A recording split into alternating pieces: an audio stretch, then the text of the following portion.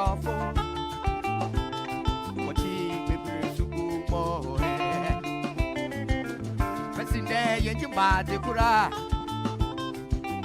Kwame Nkrumah ye yo ha. Papa Kwame. Papa Kwame.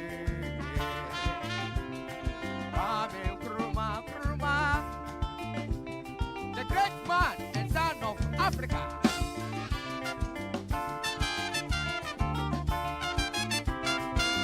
Kwame Nkrumah.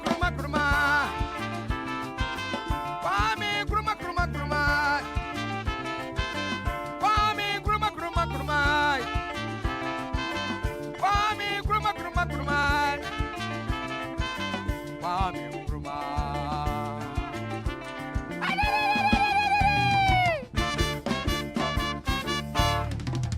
Oroko wabe, Oroko wabe.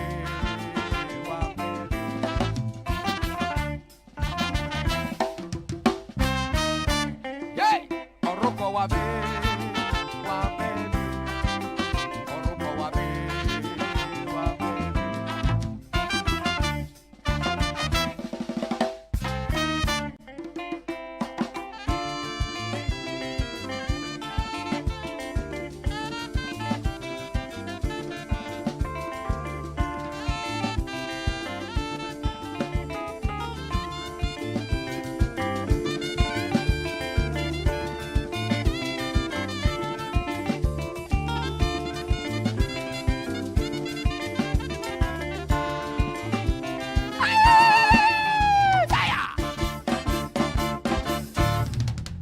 Oroko wabe, Oroko wabe,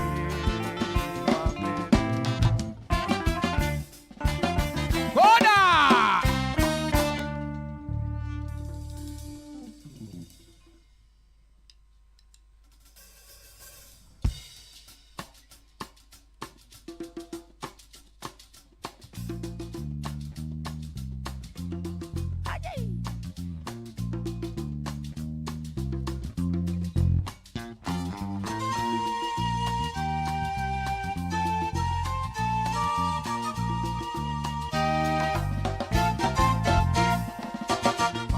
Give me your daughter, I go marry him.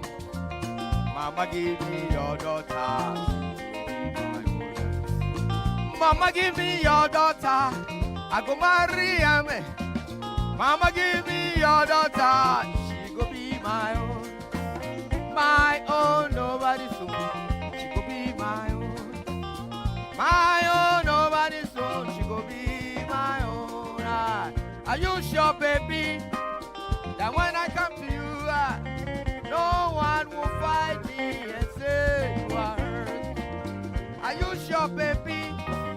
That when I come to you, no one will fight me and say you are hurt. Because where I am, that's also wahala. I don't want to enter to another wahala. Because where I am, that's also wahala. I don't want to enter into another. Mama, give me your daughter. I go marry him.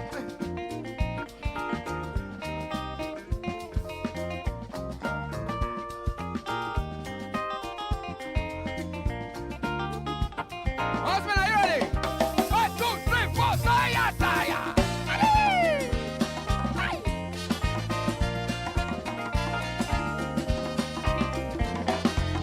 One more time.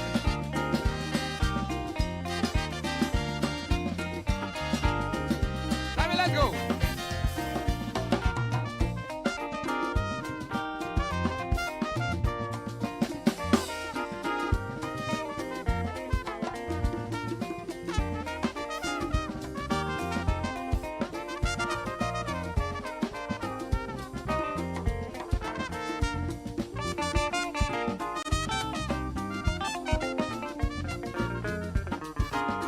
All right. And take what I say,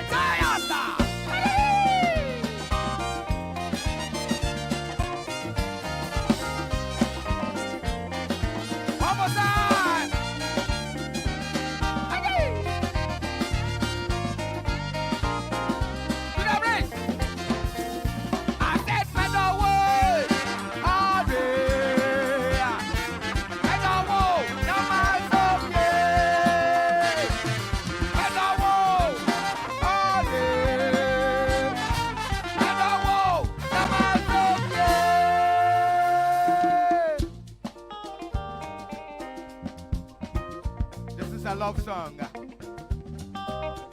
between two lovebirds who have met and they want to come together. Now listen to what happened. Now the beautiful lady goes to the man and say, hey, my brother, my sweetheart, are you sure when I give you my heart, you're not going to disappoint me? I love you, so I want to be sure that when I give you my heart, you're not going to disappoint me and make me feel I'm no one. No lady is going to come back and say, you belong to her. So I have no choice. Oh my God. Oyasemu. 1, 2, 3, 4, 10!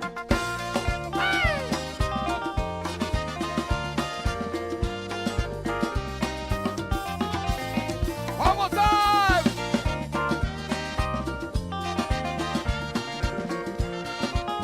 Lyric! I said better words all day.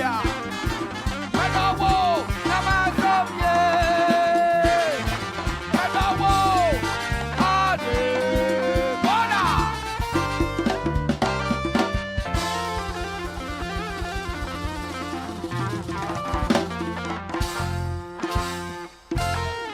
All right, so we are in Ghana month, and we want to tell everybody that, hey, as a worker, you need to do what you have to do. Don't sit there and say, I no go mind. I no go mind. Are you ready? Band, are you ready? Yeah. All right. 1, 2, 3, we go. Government work, no be my own. I'll give myself. Make I do what in the how they go. As long as I go see money, I no go mind at all. I no go mind, I no go mind. I no go mind, I no go mind. I no go mind, I no go mind. Government work no be my own. Make I do what anyhow they go. As long as I go see money, nothing go concern me. Make I do what anyhow they go. Because them go pay me. I don't go mind anything where they happen. Whether I come to work early or not, whether I delay or not, I go get my money. So I don't go mind. Husband, are you ready? 1, 2, 3, 4, say!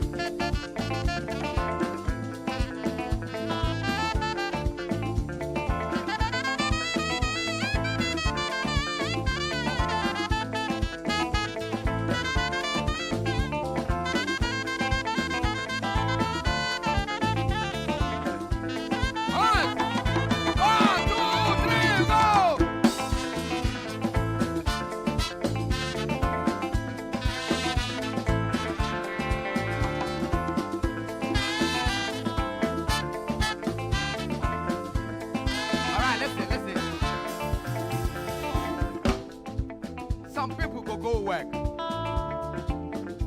Because he say Facebook full everywhere at work. WhatsApp, no wahala. Instagram, they are always on Instagram. They are not doing what they are supposed to do at work. They are just relaxing, watching YouTube. Because they know at the end of the day, their manager go pay them money.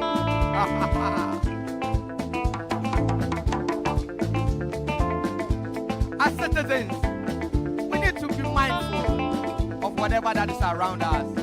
Don't go to government work and say you know the mind. Because anything will go happen, no go concern you. At the end of the day, you will see money.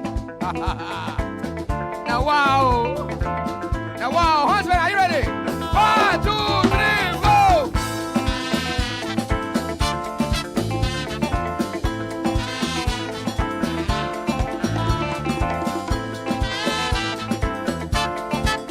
Leverage, are you ready? 1, 2, 3, go!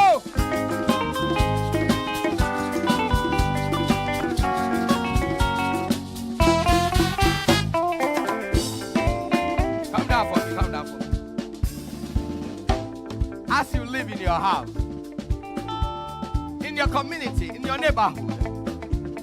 Make sure you are very vigilant, because anything where it will happen must concern you. Because this is a person they do very wrong thing, but you the talk say, you know they concern you. You go see person they throw rubbish into the gutters. You say you know they concern you. Because this is a person they one corner in the plan evil. You go hear them. You go say you know they concern you. Make I tell you something. Lizard, where he follow, him friend go somewhere. Do you know the name of the friend? Rat. But he no say lizard na waterproof, but rat is not waterproof.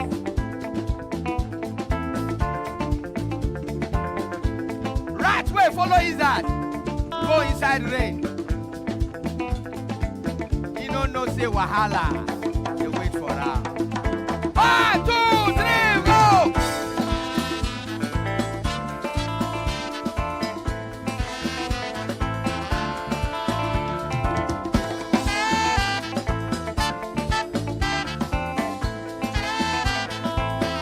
One more time!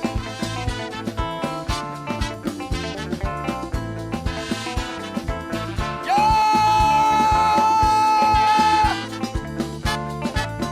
We are going to the bridge. Are you ready?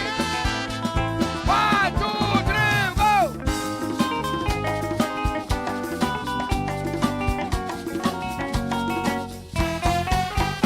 Woo! I'm sure you are enjoying in your house. Now this is the Wazumbians watching us live. All right, are you ready? Happy yourself. Let's go, Wazumbians. You know, this is Ghana, and this is Highlife music. This song is called Happy Yourself. Hey!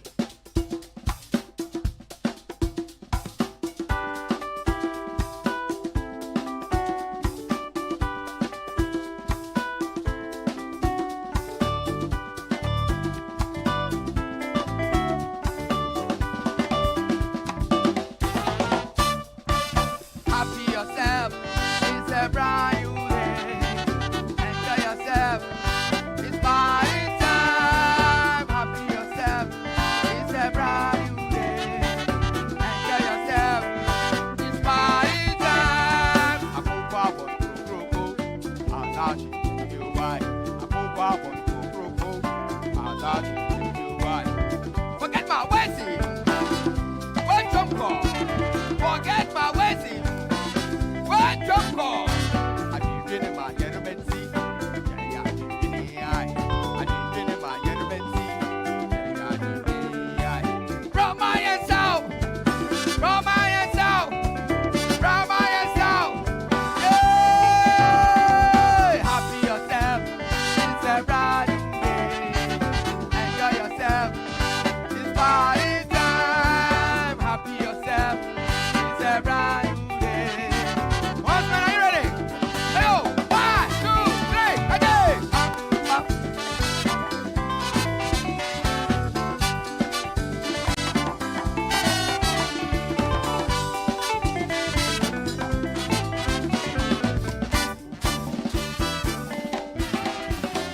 It's party time.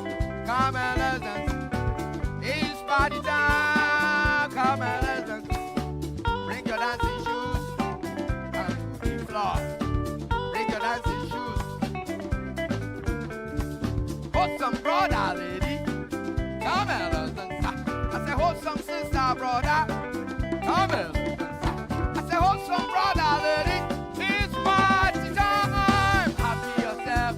It's a brand new day. Enjoy yourself. Party time. Happy yourself. It's a brand new day. Enjoy yourself.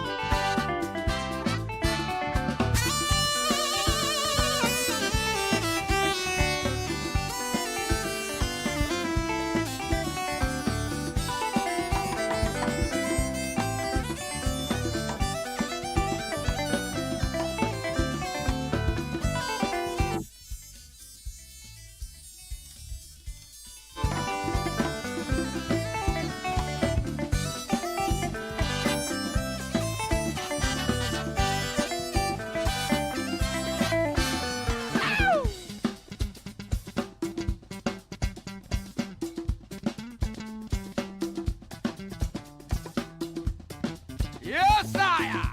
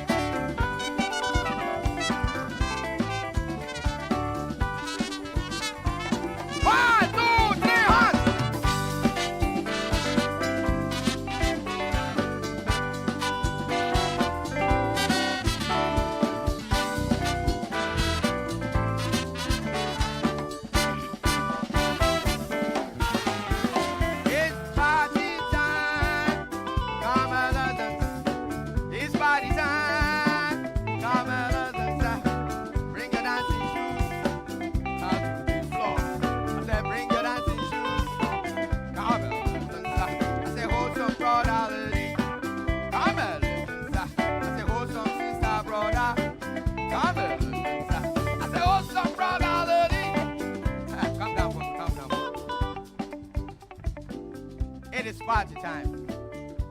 It is party time. It is party time. Once when are you ready? Party time. 1, 2, 3, we go!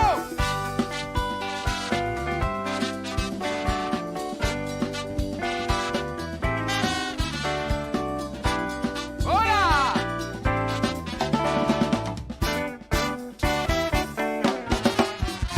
Yeah!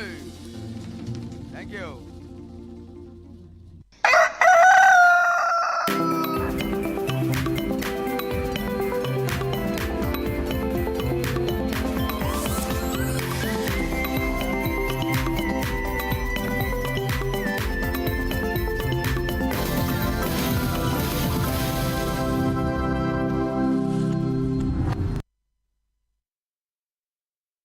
That's the Wazombians for you, doing like nobody's business on a Friday. And you know, on Fridays, that's how we start the show, preparing you for the weekend. And of course, we have a lot for you on the show today.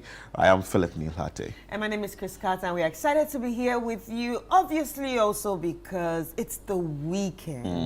And we are going to be taking you from now till 11 a.m., bringing you some entertainment, infotainment, education, and all that. And we might even enter our communities and also bring you some of what is trending on social media. So stick and stay with us. Do not forget to send your messages via the WhatsApp number on the screen, especially if you want to contribute or you want to send heartfelt messages to your loved ones and your family. Just send it via the WhatsApp number and we'll get to read it. If you're watching us on YouTube Live right now, there's a comment section right under our screen, so you can get to leave your comment there and we will read it on the show.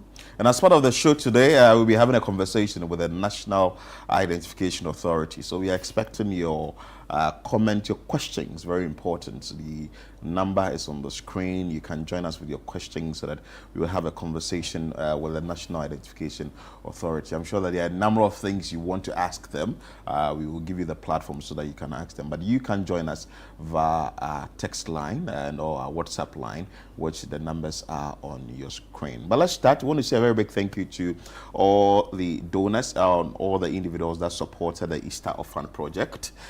We still can't stop thanking you because on Monday we had to go to the rehab, the prisons, and also we went to the orphanage homes, and we gave out our best to support these children and give them what they deserve, give the prisoners that party and videos. You could see how they were dancing and all that. So I want to say a very big thank you to you, our donors, our viewers, that when we called on you, you listened to us and you brought in your donation. And of course, we took them to the Iris Rehab, we took them to the Osam Chrome prisons, we took them to Basco, and we also took it to Chosen Rehab. So we want to say a very big thank you to you, to our generous donors, our cherished viewers, loyal listeners and partners. Thank you for supporting the Easter Orphan Project 2026. All right, and we would like to remind you that the Seasons of Prayer is still on, and it's throughout the month of April where we come together to pray together. And it's actually divided into 3 parts. We have the Midnight Cry, 12 a.m. to 1 a.m. This is your day, 4 a.m. to 6 a.m. Prayer Encounter, 12 p.m. to 1 p.m. So if you didn't join any of the 2 from early this morning, you can join the Prayer Encounter at 12 p.m. to 1 p.m. And you can actually, connect via Facebook Live, Facebook of the City 97.3 account. So do not forget to be part of this. Like this afternoon, we know that it's going to be coming on at 12 p.m. to 1 p.m. for the prayer encounter. So tell a friend to tell a friend and share the link. It's from the 1st to the 30th of April 2026. A family that prays together stays together. So let's pray. Share the link, and on that link sharing note, I want to tell you that Eat Ghana Rice. We are moving a campaign here that is Eat Ghana Rice campaign, which is very important. This is the only campaign that can get the local farmers to get something small into their pockets, to get money into their pockets, to make the farming sector or industry very, very lucrative. So we are pushing this agenda here. Eat Ghana, build Ghana, eat fresh. Eat Ghana, build the future. And this is, of course, is championed by City 97.3 FM and Channel 1 TV in partnership with Agri Impacts Limited, MasterCard Foundation, and also we have the 24-hour economy. Let your meal make a difference. Choose Ghana first. So today, if you go out to prepare for the weekend, I know people will be doing motuo, people will be doing rice porridge, people will be doing jollof rice, angwamo, and all what you can think of that you can use rice for. Get local rice so that you can push that agenda. All right, we would like to remind you that the family consecration service will also be coming up on May 1st. That's going to be a Friday on May 1st, 2026, 6 a.m. to 12 noon at the Oil Dome Royal House Chapel here in Accra. So after the Seasons of Prayer, we top it up. We add the icing on the cake with the family consecration service. That is an annual prayer service that we call upon each and every one of us to join, especially if you're a family. It's a place where vows are renewed. It's a place where hope is brought back. It's a place where people are inspired, and it's a place where you can actually get closer and closer and closer to God when it comes to your journey of faith. So we want to see you on Friday, the 1st of May, 2026, 6 a.m. to 12 noon at the Oil Dome Royal House Chapel for the family consecration service. This is brought to you by Cities 97.3 FM and supported by Channel 1 TV. Beautiful. So two last things that we can move straight into our papers and the newspapers. Yes. That is the Blank Sings, and I'm sure yesterday you watched it. This episode 2 was on your TV, and though we always say that we are that kind, so after airing it yesterday on Thursday, 7:30 p.m., we will be repeating on Tuesday, 3 p.m., Friday, 11:30 a.m. That's today. And that's today. So at 11:30, right after the show, don't go anywhere. Stay with us here. 30 minutes after the show, you definitely watch the episode 2 of the Blank Sins. And also on Sunday, after enjoying church from 7 to say 12:1, you get home, you eat the food, and then you take a siesta. enjoy yourself. The family is around. You just put on your television. It's on Channel 1 TV. Then, of course, you can enjoy the repeat of the Blank Sins at 4:30 p.m. Okay, so talking about things that families could enjoy, lastly, we have the Wonder Space Show with Miss Natalie. It's back with its season 2, and it's one that you definitely do not want to miss. You can bring the children and also get to learn so much with them. So join Miss Natalie this weekend on the Wonder Space Show. Well, so that said, let's move straight into the papers, the newspapers. Chris, I think you have the graphic. Right, so let's start with the Daily Graphic. On the front page of the Daily Graphic, we have a big one here. Government gives full price relief. Measures include public transport fare and tax cuts. Heath Goldfield seals $2.3 billion deal at Bogo Superstar mine. Fisheries Ministry sanctions Fujian farms over sanitary bridges, and that's what we have on the front page. Okay, like behind that also we also have sachet water manufacturers suspend proposed price increment. Ghana-Nigerian onion trade dispute nears resolution as stakeholders outline road maps. I want the sachet water producers to come out and warn the sellers who have started increasing the prices. Though the Trades Ministry has said that, hold on, some people are still increasing the prices and they are selling it at 12 Ghana cedis, 13 Ghana cedis, and other things. But we know that if you're buying a bag for whatever brand it is, the maximum is around 10, 11 Ghana cedis. But people are just doing it. So it's but you know, this is what this sort of information causes when you just come out and just say something out there, like yes, because they came out to say, oh yeah, we're increasing the prices. So yeah, other people will also take advantage of it. So they should come out officially. These are the tell their problems that members these things causes. Because now the thing is, someone can actually come and still tell you that, okay, you were telling me to reduce my price, but I'm sorry, I don't have a TV, I don't have a radio, I didn't hear it. But when we said you should increase the price, you heard it. So it's called selective amnesia. They choose what they want to hear. Please, we've not yet increased the prices, so stop increasing the price. I understand some people are selling the people are already buying at 15 for 70 pesos. And you see, and you understand? It's supposed to be 40 pesos no, and for the that mason who is going to eat gobe and go back to work. Yeah, you see, and the main information was that the bag is what is going to be increased, not a sachet. Yes, but now it has trickled down to the sachet because people just want to be people. This Kalabule lifestyle, we should stop it. Anyway, the Informer starts with Council of State member Iyoko Rowe. Stay out of it. Voter chief risk undermining justice. This is coming from Iyoko. And also, PIAC chases GNPC subsidiary over $561 million US petroleum revenue. Oforiate's woes not over. Extradition proceedings could cage him. Also, OSP strikes fuel depots over tax evasion, other infractions. And also, Zoom Lion Geopomona deepens ties to turn waste into cash. Anyway, that's it on the front page of the Informer. All right, on the front page of the Chronicle, the big one here, which I like, which in fact makes me very, very happy, is police arrest self-acclaimed terrorist.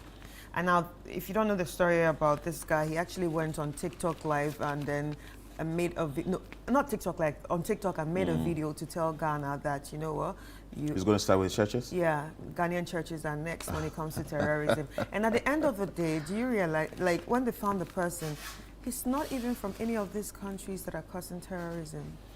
Well, And it's so sad. And when asked, he actually said that he did it just because it was a trend. So you no, see, it's not a trend. when you read what is there, and the memory verse speaks directly to him. So Anyway, Mahama convenes emergency cabinet over fuel prices, and we have police smash drug trafficking ring in UW, and Proverbs 18:6. The lips of fools bring them strife, and their mouth invite a beating.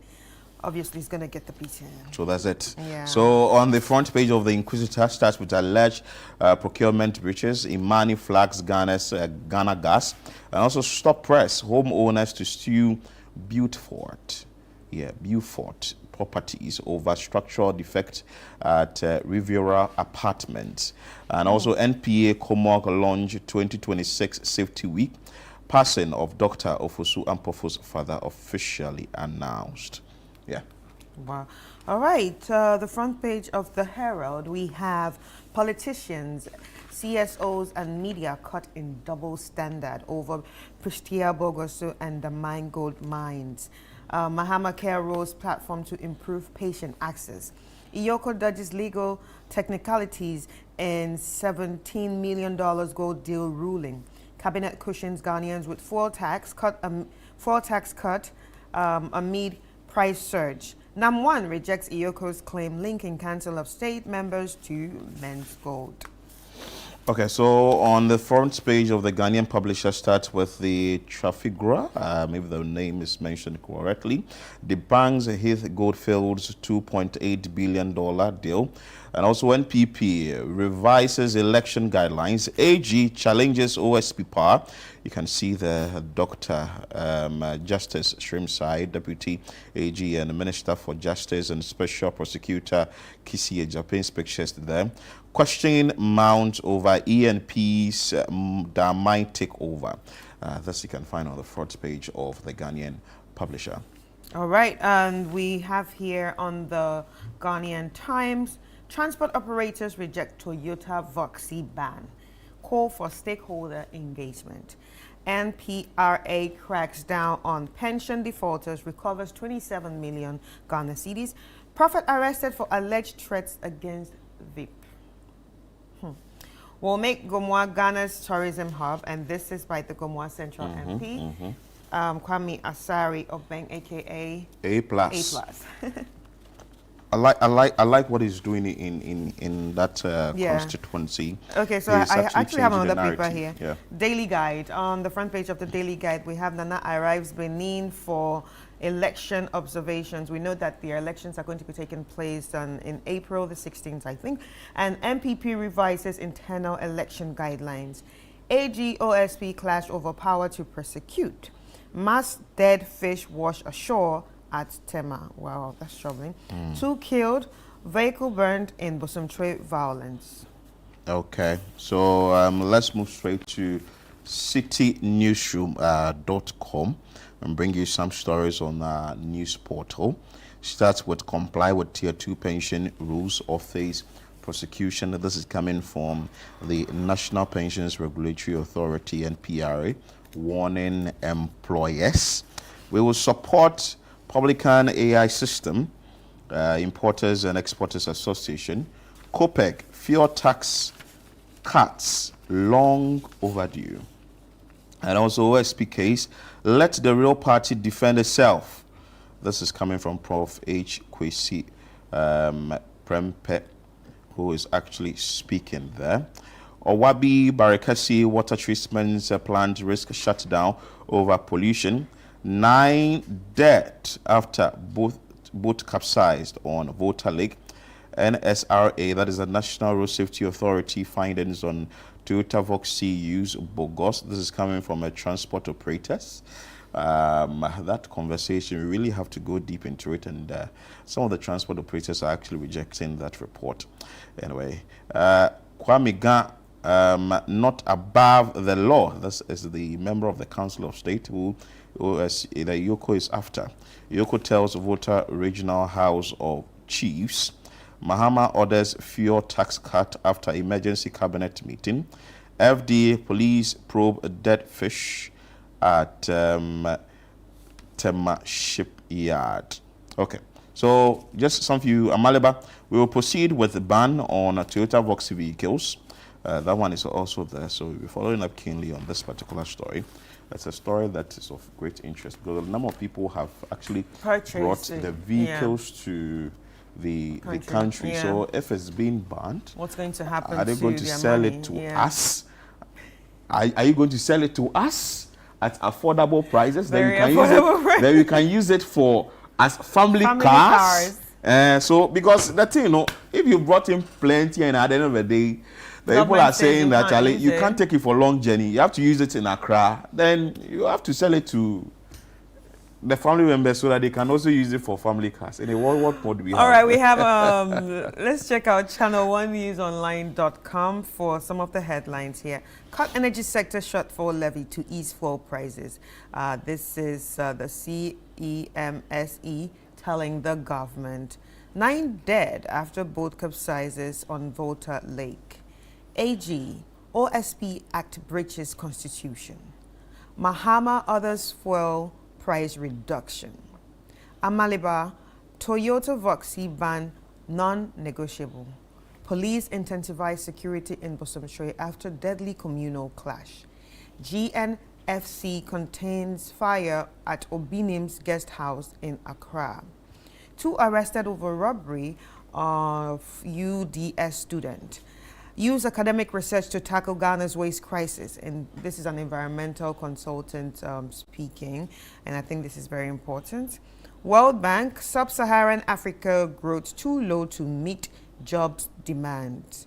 TVET enrollment surges to 165,000, outpacing infrastructure. Samuel Wuku to seek parliamentary probe into drug smuggling vessel. And there's a report that says 3,570 Toyota Voxes registered in 2 months, close to 2025 total. Wow. Wow. Wow. You see, I think, I don't know whether there's a problem with our system in this country. Because before you bring in a vehicle, it has to go through a process. Yes. And DVLA will now have to give you sort of check it, and there should be this road worthiness before you can have it on the road. So if I've brought in a number of these vehicles, say 500 or 150 or 200, then you later come and tell me that it's not good for it to move from Accra to Kumasi. That means somebody didn't do his or her work well. Yeah. You understand? It's like I keep saying, you can use it within the city, agreed. But using it outside, like crossing Accra to Kumasi, even before they start that particular business, it has to be assessed. Yeah. So, well, I do not know, but I think that people who may have bought these vehicles, I don't know, because Amaliba, that is the NSRA boss, is saying that we are going to ensure that that vehicle doesn't move from Accra to Kumasi or from Accra to Takrady or from Accra to wherever it is. So when we say it's the lack of proactiveness or it's the lack of someone else not doing their job, when I say proactiveness, they should have known that these vehicles were not fit to travel. Do you understand? So it should have been, around. It should have been disseminated. This information should have been disseminated around the transport industry already. Long ago, let me bring you what these vehicle operators are talking about, and that has to do with the commercial transport operators. They have rejected the National Road Safety Authority's declaration that using Toyota Voxy vehicles for commercial purposes is illegal, raising question about the credibility and accuracy of the authority's report. The pushback follows the NSRA's announcement on Wednesday, April 7, that Toyota Voxy vehicles being used for commercial transport operate outside the law due to the regulatory breaches and safety concerns, particularly their right-hand drive configuration. David Agbado, who is the public relations officer for the Commercial Transport Operators Union, strongly criticized the findings, saying they do not reflect the realities of the transport sector. Speaking on Eyewitness News on City 97.3 FM on Thursday, April 9, he described the decision as bogus and urged and argued that the research lacks credibility and failed to invoke key stakeholders or involved key stakeholders rather. So there is a quote from him. They said the research that they themselves claim to have conducted to us is not credible. They have not done any proper research. It is something they simply thought through and put down on paper. And because the people who were supposed to be involved in the research are we, the transport operators, he stated. Agbado further suggested that the timing of the report may be an attempt to divert public attention from an ongoing increase in transport fares driven by the rising fuel prices. Meanwhile, the NSRA maintains that its directive is based on safety and regulatory compliance. The authority insists that many Toyota Voxy vehicles currently in use do not meet legal requirements for commercial operations in Ghana. The position is supported by a technical working group tasked with assessing the vehicle's suitability, which concluded with that the continued commercial use poses potential risk to road users. Well, this is coming from the transport operators, and they are saying that, well, we are not in support of whatever report you've put out there. The NSRA is also saying that we maintain that this particular report is what is supposed to hold. The suitability of this particular vehicle, moving it from Accra to Kumasi, is not right. Also, I think that people have also said that the conversion, we also have vehicles that have been converted from right to left. Yeah. We've seen VITs.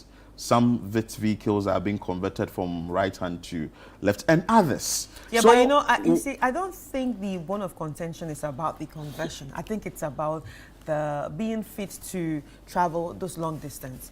Because if it's about the convention, then a lot of people have to give up their cars. I also think that there is pressure on the drivers.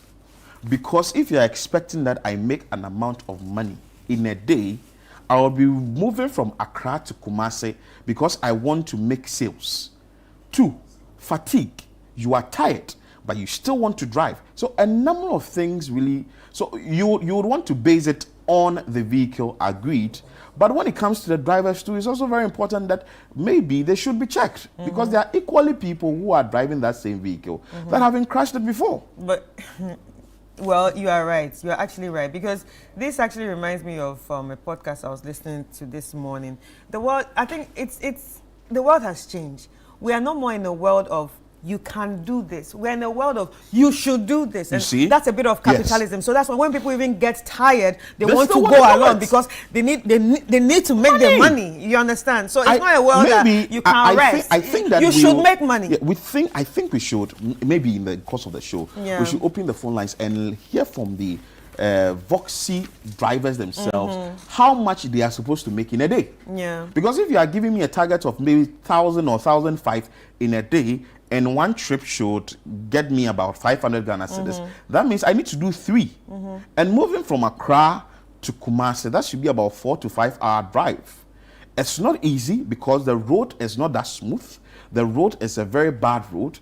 I need to concentrate on the road. And mind you, as you are driving, sometimes you get tired. Even us that we are, even we are not trouble, but you get tired. Get tired. You get home and you're like, I'm really tired. But let somebody drive you the whole day, and you see that you are quite okay. I actually do that. People ask me, so why do you have a car and you still love to sit in cabs? I want to rest. You get tired. I want to rest. Yeah, so the drivers are also human beings, so that should also be sort of checked. Yeah, I don't know whether there are buses that are right hand and are also converted to left hand. So all these things come to play. But like I'm saying, if finally is banned and we are not going to have the cars on the highways from Accra you think they'll want to sell it then tear down the price. Tiso. so that we can buy it and use it in our houses. All right. Let's also check out this story because it concerns each and every one of us, especially people who love to eat fish. Mass dead fish wash ashore at Tema. I'm reading from the Daily Guide, page 6. The Food and Drugs Authority, that's the FDA, and Fisheries Commission have reported a mass fish mortality at the Tema shipyard in the Greater Accra region. And this is raising concerns over food safety and environmental conditions in the area. The incident was first noticed on April 6, 2026, which dead fish concentrated within 50-meter radius of the main unloading ramp. A joint statement issued by the FDA, Fisheries Commission, Tema Metropolitan Assembly, and the Criminal Investigations Department of the Ghana Police Service said the site was immediately secured following the discovery. The statement indicated that security personnel first observed the dead fish between 5 a.m. and 6 a.m., prompting the rapid deployment of a response team composed of FDA inspectors, police officers, and Tema port officials. According to the statement, 60 to 80 fish samples, along with water samples, have been collected under strict chain of custody procedures and sent for priority laboratory testing. The statement emphasized that there is currently no evidence of deliberate sabotage or an immediate widespread health emergency, but the cause of mortality remains under urgent investigation. Now, the agencies warn the public not to harvest, purchase, or consume Tema shipyard or surrounding areas until an official all-clear notice is issued. The statement indicated that fish from certified cold chain markets outside the affected zone are considered safe if cooked to an internal temperature of 63 degrees Celsius or above. The statement urged residents to report any sightings of dead or distressed fish to the FDA hotline 0551 112 224, 0551 112 224 or 5, or to the nearest FDA office. Now, anyone who has consumed fish from the area and is experiencing nausea, vomiting, diarrhea, dizziness, or skin irritation is advised to seek immediate medical attention and inform healthcare providers of the potential exposure. The statements assured the public that further updates will be provided as investigations continued and encouraged reliance solely on official channels to avoid misinformation. Fish, anyway. I don't know if my people may have occupied or consumed it already. But Chris, before we go on a quick break, somebody just sent a message. Good morning, Chief. The pressure on Voxy drivers is an undeniable truth. I was returning from Asin Fusu on Wednesday, and the driver received not less than 5 calls asking him to hurry because there were passengers waiting in Accra and that there was no other vehicle available. It was his 3rd trip for the day. Let's go for a commercial break. When we come back, we have more for you on the show. That's a lot. Yeah.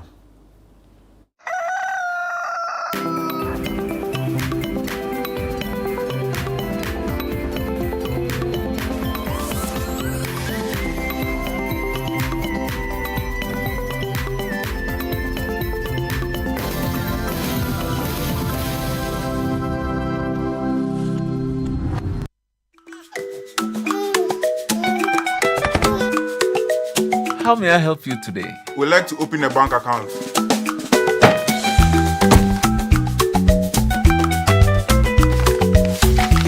Sign here, sign here, sign here, and here.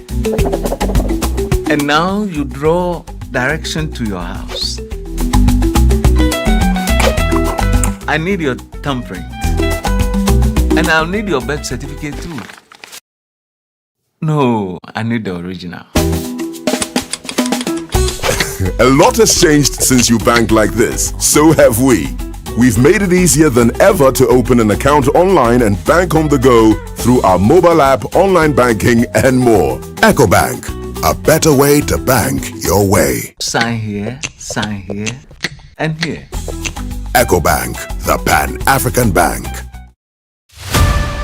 I'm ready to give it my all. My talent, dedication, heart, everything for this journey. What's all this? Welcome to the Breakers. You need more than rhythm to survive these phases.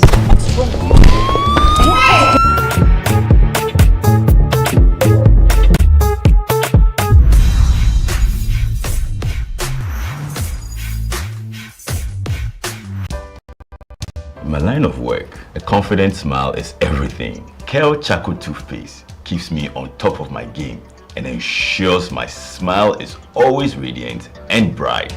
With the tiring nature of my job, we spend several hours under the scorching sun. To keep our teeth white and our breath fresh all the time, we use none other than Kale Charcoal Toothpaste. Kale Charcoal Toothpaste. You're on a Kessie and in a kit one. Samayo Kendini, who be here, Semetra Sapapadia to Amame Manfo, Kale Charcoal's natural ingredients, and a bomb is so by, and Maniswing, Nesansu Mama Hotoso, a bedroom. Kale Charcoal Toothpaste. Choose Kale Charcoal Toothpaste for anti-cavity, whiter teeth, and fresher breath all day. Available in 80 gram and 150 gram. Grab yours today. Kale, happy smile. This advert is FDA approved.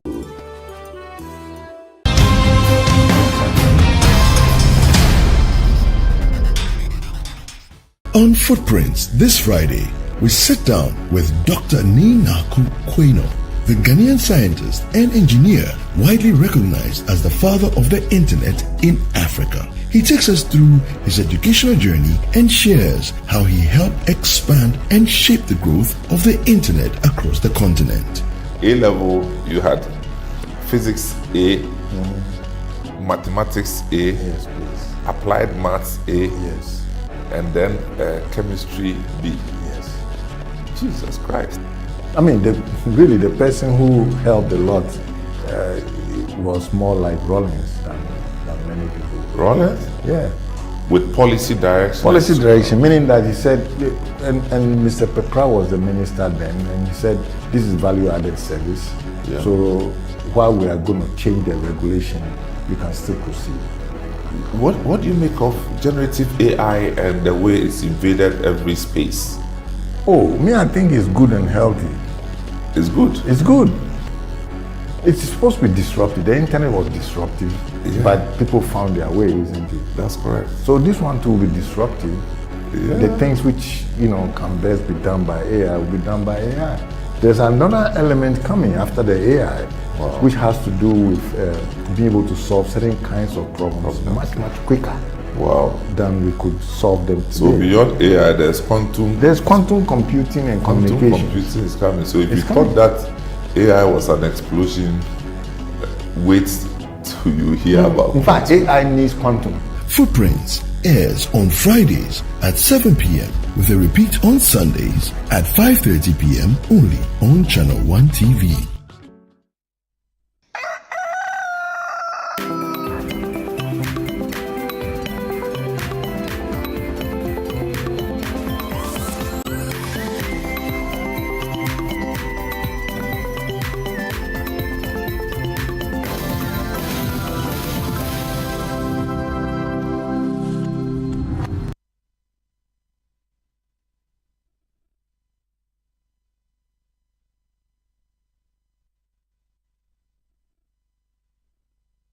Grateful that you stayed with us here on Breakfast Daily on Channel 1 TV. That was a quick break. Now we are back, and we told you that today we'll be having a conversation with the National Identification Authority, and you should just get your questions coming. Very important. Your questions should be coming. In studio is the head of, or the director of corporate affairs at the National Identification Authority, William Ampoma Emmanuel Dallas. You're welcome, sir. Thank you. Dallas, why you get dollars? Right. The name is spelled differently from the dollars. Well, the dollars, anyway. Yeah. Charlie, how is the National Identification Authority doing? So far, what has been the number of cards that you've issued? Right. So to be accurate, let me first of all say good morning to your viewers. and probably your listeners. Yeah.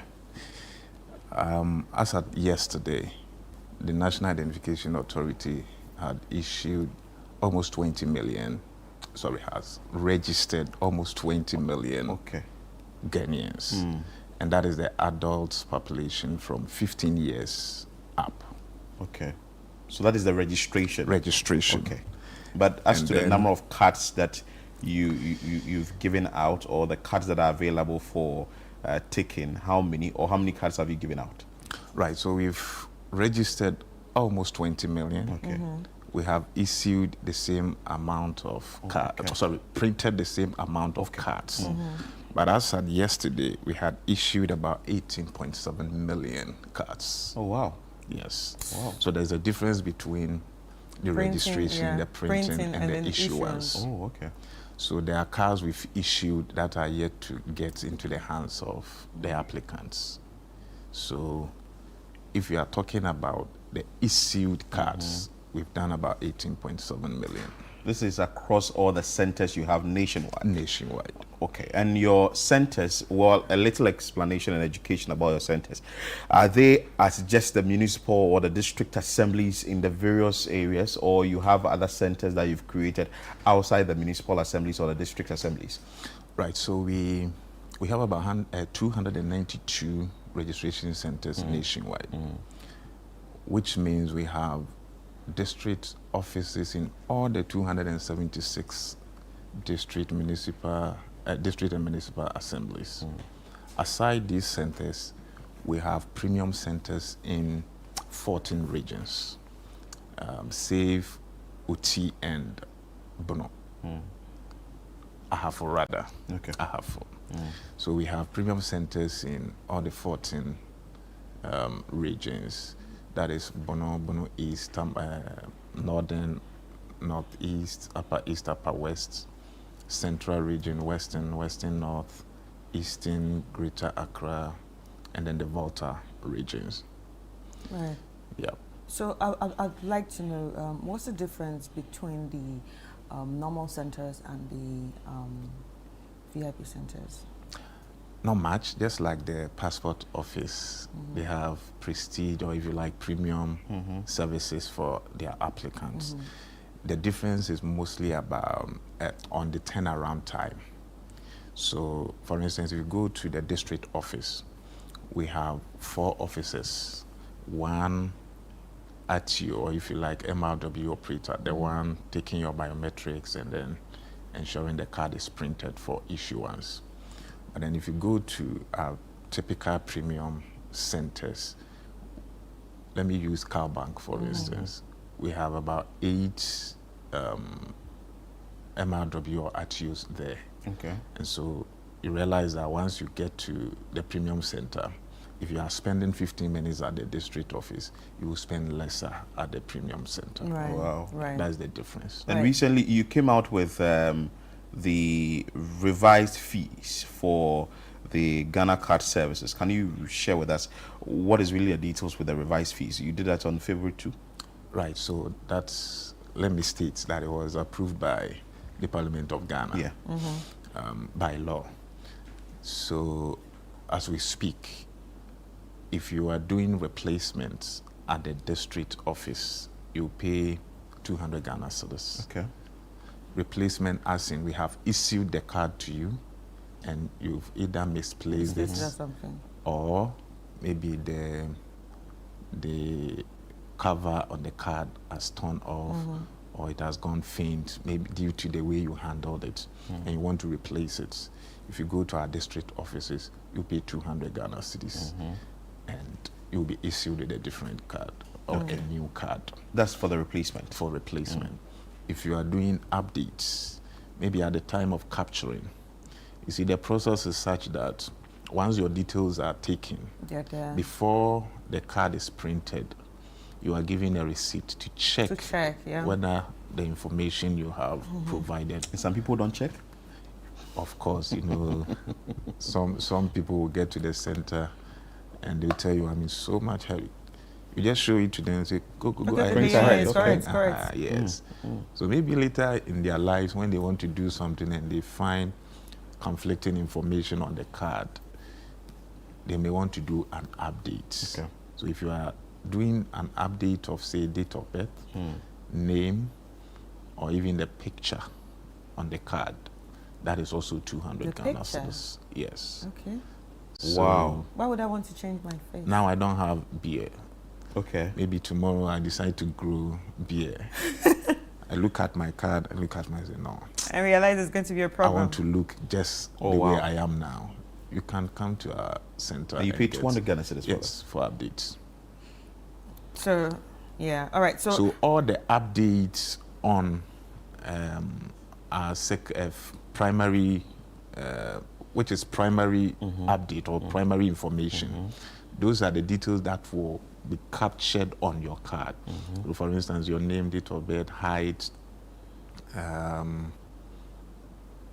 name, date of birth, your height, your nationality, and all that. It is captured on the card. So those are primary details. Okay. And so if you are effecting changes to any of those, that is 200 Ghana cedis at the district office. Okay. But then we have secondary information updates. That is your marital status, your email address, your residential address. So by law, if at the time of registration you were not married, and then a year or two later you got married, you are supposed to notify the National Identification Authority within 30 days. Oh, wow. Failure to which you can be fined or imprisoned. So you need to inform the NI that I'm married so that you can effect the changes. And failure to do that, you can be imprisoned, fined, or both. So can I ask you a question? Yes, please. So basically, this information is very new. Yes. Do people know about it? And if people know about it, how did you disseminate the information to them? Right. So, you know, in modern communication now, we do integrated one, both traditional and then the new media. This topic we have, this issue we have, in our opinion, even overflogged it. If you go to our social media handles, every now and then. But that's news to me. Yeah, it's actually news to me too. So I'm surprised. So no, you see, you're surprised. So this might actually indicate that you're not doing a good job when it comes to maybe they are. Maybe they are doing a good job, well, but maybe that's relative, you know. That's relative. You are on set now. Yes. Maybe your colleague is also on set as we speak. We are talking about this issue now. Yes. Your colleague may not get the opportunity to hear the conversation we're having now. And so if tomorrow I'm on another set and I raise this same issue, it will be different but largely we have tried to communicate this to the general public. So within 30 days, you have to. So the people who are marrying weekends, please make sure that you are getting to the NI, and that one also comes at a fee. That's a 200 Ghana cedis. No, so that is a secondary information update. And so if you go to our district centers, it's free. Oh, that one is free. Yes. Please. So after the 30 days, I've not notified NIA and whatever it is, and I want to now, after 5 years of marriage, I want to come and rectify that, say, status from single to married. How do you go about it? And are you being charged for that? No, so I'm saying all the secondary information updates, if you go to our district offices, it is done for you for free, at no cost. Okay. But then if you decide to go to our premium centers, as for the premium centers, every service will be charged. Okay. So if I decide 165 Ghana cedis. Oh, so for the premium. For premium. And that is for the secondary. So I can. For the secondary. So now that somebody is now getting the information after the 30 days of marriage, the person is married for like 5 years. Can the person come and change it, or if I come and show my face, you let me face the law? Okay. So this is what we are doing. We agree that much as we have communicated this to the Ghanaian public a couple of times, there's still a gap that we intend to breach. I mean, to ensure that gap is bridged for the ordinary Ghanaian to understand the position of the law. Now, we have also reasoned that it should be really accessible to the Ghanaian so that they are able to update it. In this day and age, we are working to ensure we have dynamic data, not a static one. Okay. And so we have not really implemented that law. Now, management is considering getting certain institutions to help with that update. Okay. And so, for instance, if the policy around it is completed and you walk into your bank, say ADB, okay, let me not mention any bank. You walk into your bank, you will then have the opportunity to update your secondary information at the bank. Oh, beautiful. Right. We've also developed an app, a self-help app that at the comfort of your home, once we launch it, you'll be able to update your secondary information. So that makes it easier. So that it's easier for everyone to do it. Now, when all these avenues are provided and then you fail to do it, that is when the sanctions can be applied. But then again, the app they are looking at doing, well, is this supposed to be a proof that, one, I'm married for that reason, I am doing, changing or giving that secondary information, or just open to the public that you can easily enter and just change whatever details you want to change? Right, so secondary. And even at that, we have another layer where you must support the claim with documents. Oh, yeah. And then the approving team or the approver team will vet whatever you have submitted before it is updated. Wow. Right. Wow. Yeah. Interesting. Right. So now I'm going to be asking from the part of the foreign nationals, right? How many cards have you issued when it comes to foreign nationals this year? As at yesterday, if my memory serves me right, I think we were around 9 million. Is it 9 million? I will check the exact figure as we go on, but we've issued quite a number. Yeah. And very important. I will check as we move on. Right. Okay, but do you think that the foreign nationals are actually doing a good job in trying to get enrolled with the identification system? Yes, in fact, before the law was that if you're going to stay in Ghana, if you're a foreign national and you're going to stay in Ghana for about 90 days, you are required to get the non-citizen card. Yeah. Now, we are amending that. So we've sent the proposal to Parliament so that the moment you enter into the country, you are mandated to register for the FIMS card, regardless of the number of days you are going to spend here. Now, we have realized that for those in Europe, in the Americas and all that, we don't really have a challenge with them with regards to the non-citizen card. Because once they get in here and they want to transact business, the first thing they do is to walk to a film center and get their card. Okay. But the challenge is with our West African neighbors. And it has to do with the amount of money they have to pay to acquire the card. And so there are conversations ongoing to see whether we can do something about the rate for the West African neighbors. So that will make me very happy. Once that is done, it will be communicated. And we believe that that will help us rope in a lot of our West African neighbors. Because those we have captured, we are of the opinion, and we believe same to be true, that the number of West Africans in Ghana is more than those that have been able to register for the card. And you see, the card has a duration of, or an expiration date of 1 year. So after the 1 year, then you will have to pay some dollars to renew it. Yeah, and I have a question when it comes to that.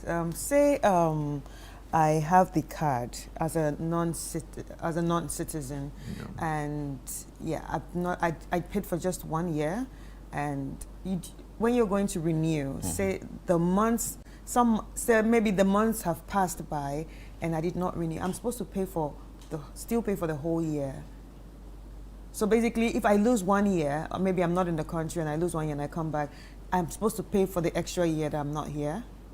Right, so sometimes they are able to give discounts if you're able to prove that, okay, within the period that the card expired, maybe I was not in the country.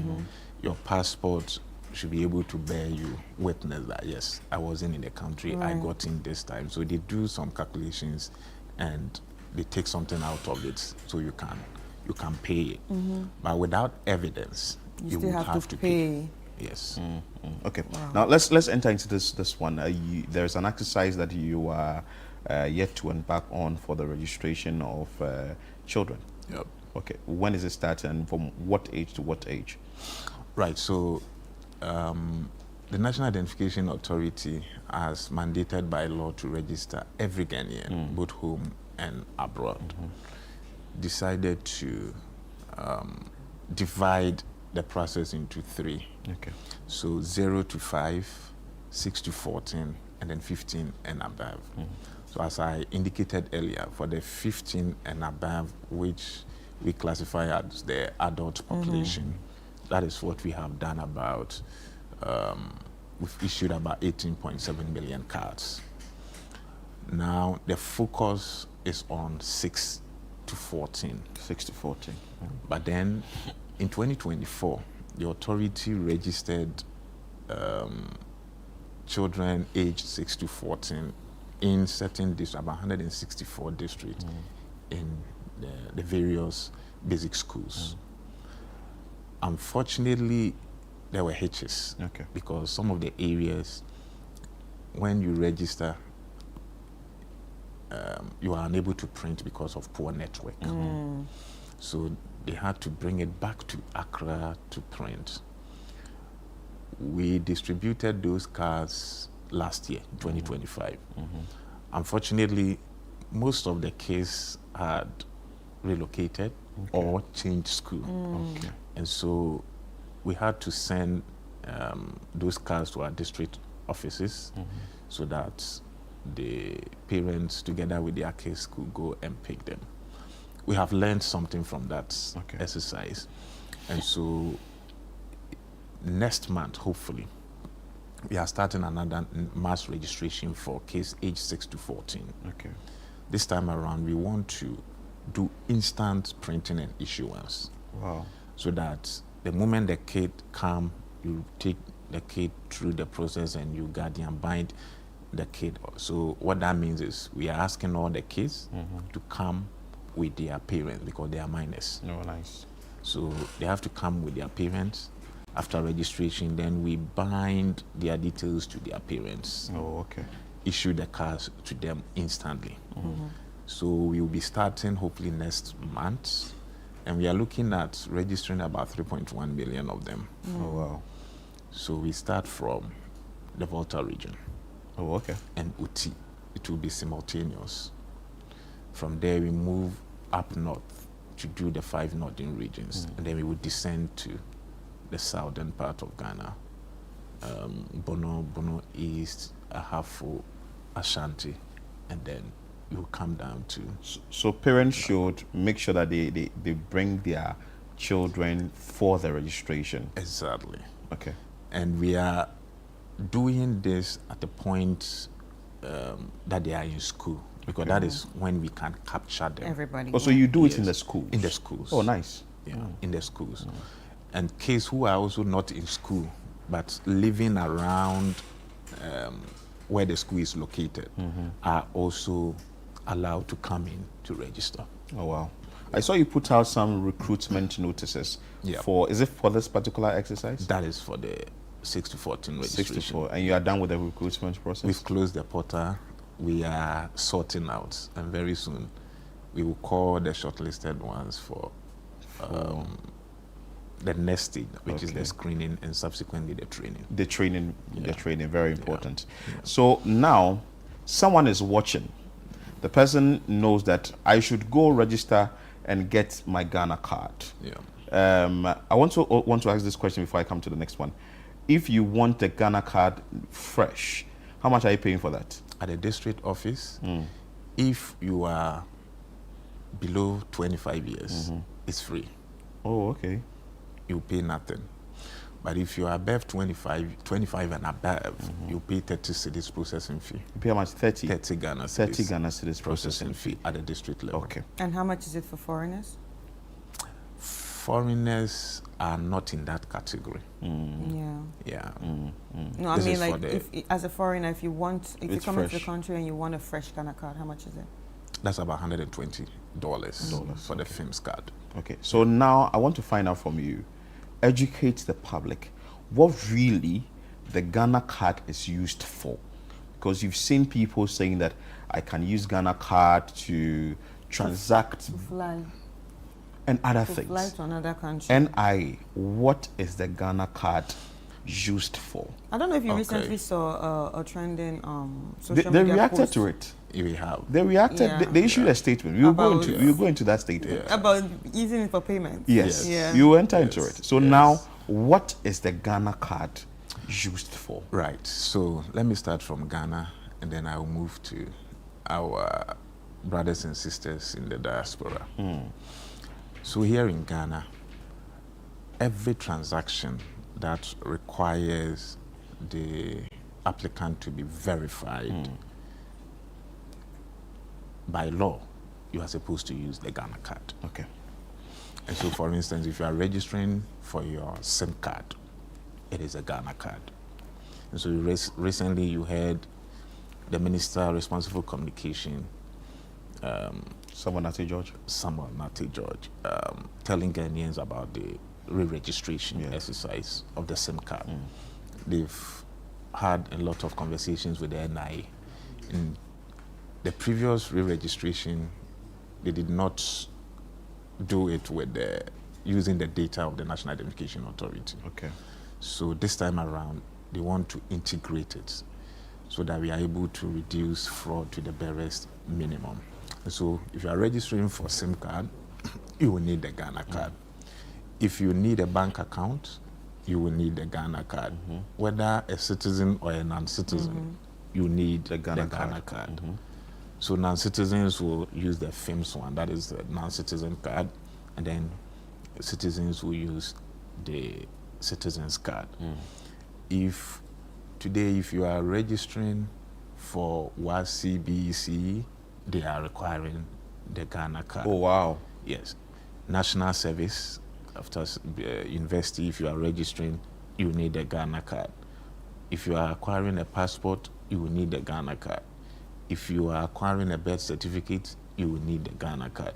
So every single transaction here in Ghana that requires verification and identification, the only source of truth is the National Identification Authority's Ghana card.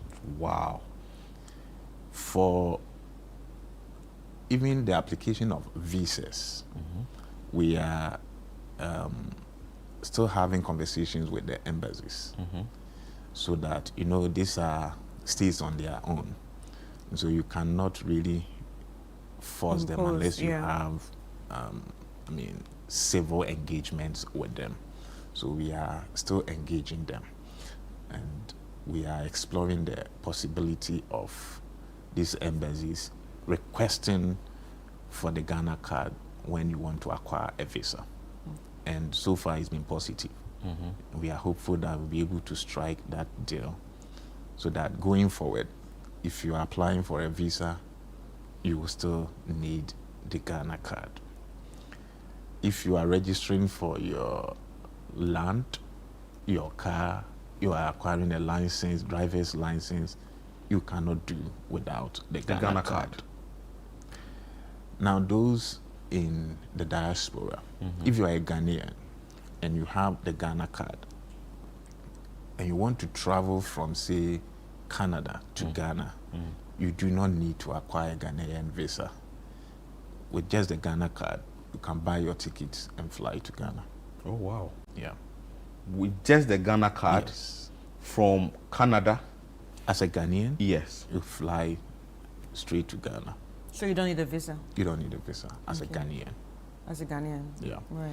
And the advantage is that if you pay, say, $120 to acquire the Ghana card in the US, it's for 10 years. So in the next 10 years, anytime you are coming to Ghana, you don't have any issue with paying for a visa, going up and down. So basically, these are for people that carry the Canadian passport. Ghanaians that carry the Canadian passport. No, Ghanaians carrying the Ghanaian passport. Ghana card. Yes, carrying the Ghana card. Yes. So Ghanaians living in Canada who have the Ghana card can now move from Canada to Ghana without visa, and that lasts for 10-year period. Yes. Is that it? Yes. Yeah. No, but that's sorry. the duration of the Ghana card. Yes. Yeah, so help me understand this. But a Ghanaian who is living in Canada, coming back to Canada, does not need a visa to come back to Ghana. They do. How do you come back to Ghana? So they apply to the embassies whenever they are coming to Ghana to get a visa of a sort before they get come to Ghana. Yes. So just with the Ghana card, you know that you're a Ghanaian and you can just go Yes. through. So is that only particular or specific to only Canada or other countries as well? Everywhere. Okay. Once you have the Ghana card. Oh, wow. All you need is to buy your tickets and you are in You're Ghana. good to go. Yes. Beautiful. So these are some of the advantages of the Ghana card. And last year, the government of Ghana issued a moratorium to all MDAs, ministries, departments, and agencies, that all transactions that requires identification, verification, they are all to integrate with the National Identification Authority. And so the acquisition of new offices was banned by the government of Ghana. And as I speak with you, we've had stakeholder engagement with a number of them, taking them through the process on how to get onboarded onto our verification platform. Wow. We don't just print cards, we also have a verification platform that the banks, the telcos, and all the other institutions that are into verification of identities, they get onboarded and then they use our verification platform. And you get the results in real time. Okay. So now let's talk about the SIM card registration exercise. Your mandate in there. We know that the exercise will start soon. But what will NIA tell citizens of the country before the SIM re-registration or registration exercise starts, as to the mandate of NIA and what you need to do as a citizen to get the Ghana card before you can move into that exercise? Right, so our district offices are open from Monday to Friday, and we operate from 8 a.m. to 5 p.m. So if you do not have the Ghana card, or you got it and it's missing, or you need to do some updates on it to be able to use it for your registration and all that, our offices are open. We also have premium centers that are available to serve whoever wants their services.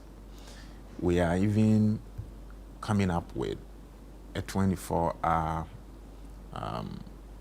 service centers. That one we call it prestige centers. They will be working 24 hours, and the target is for the working class.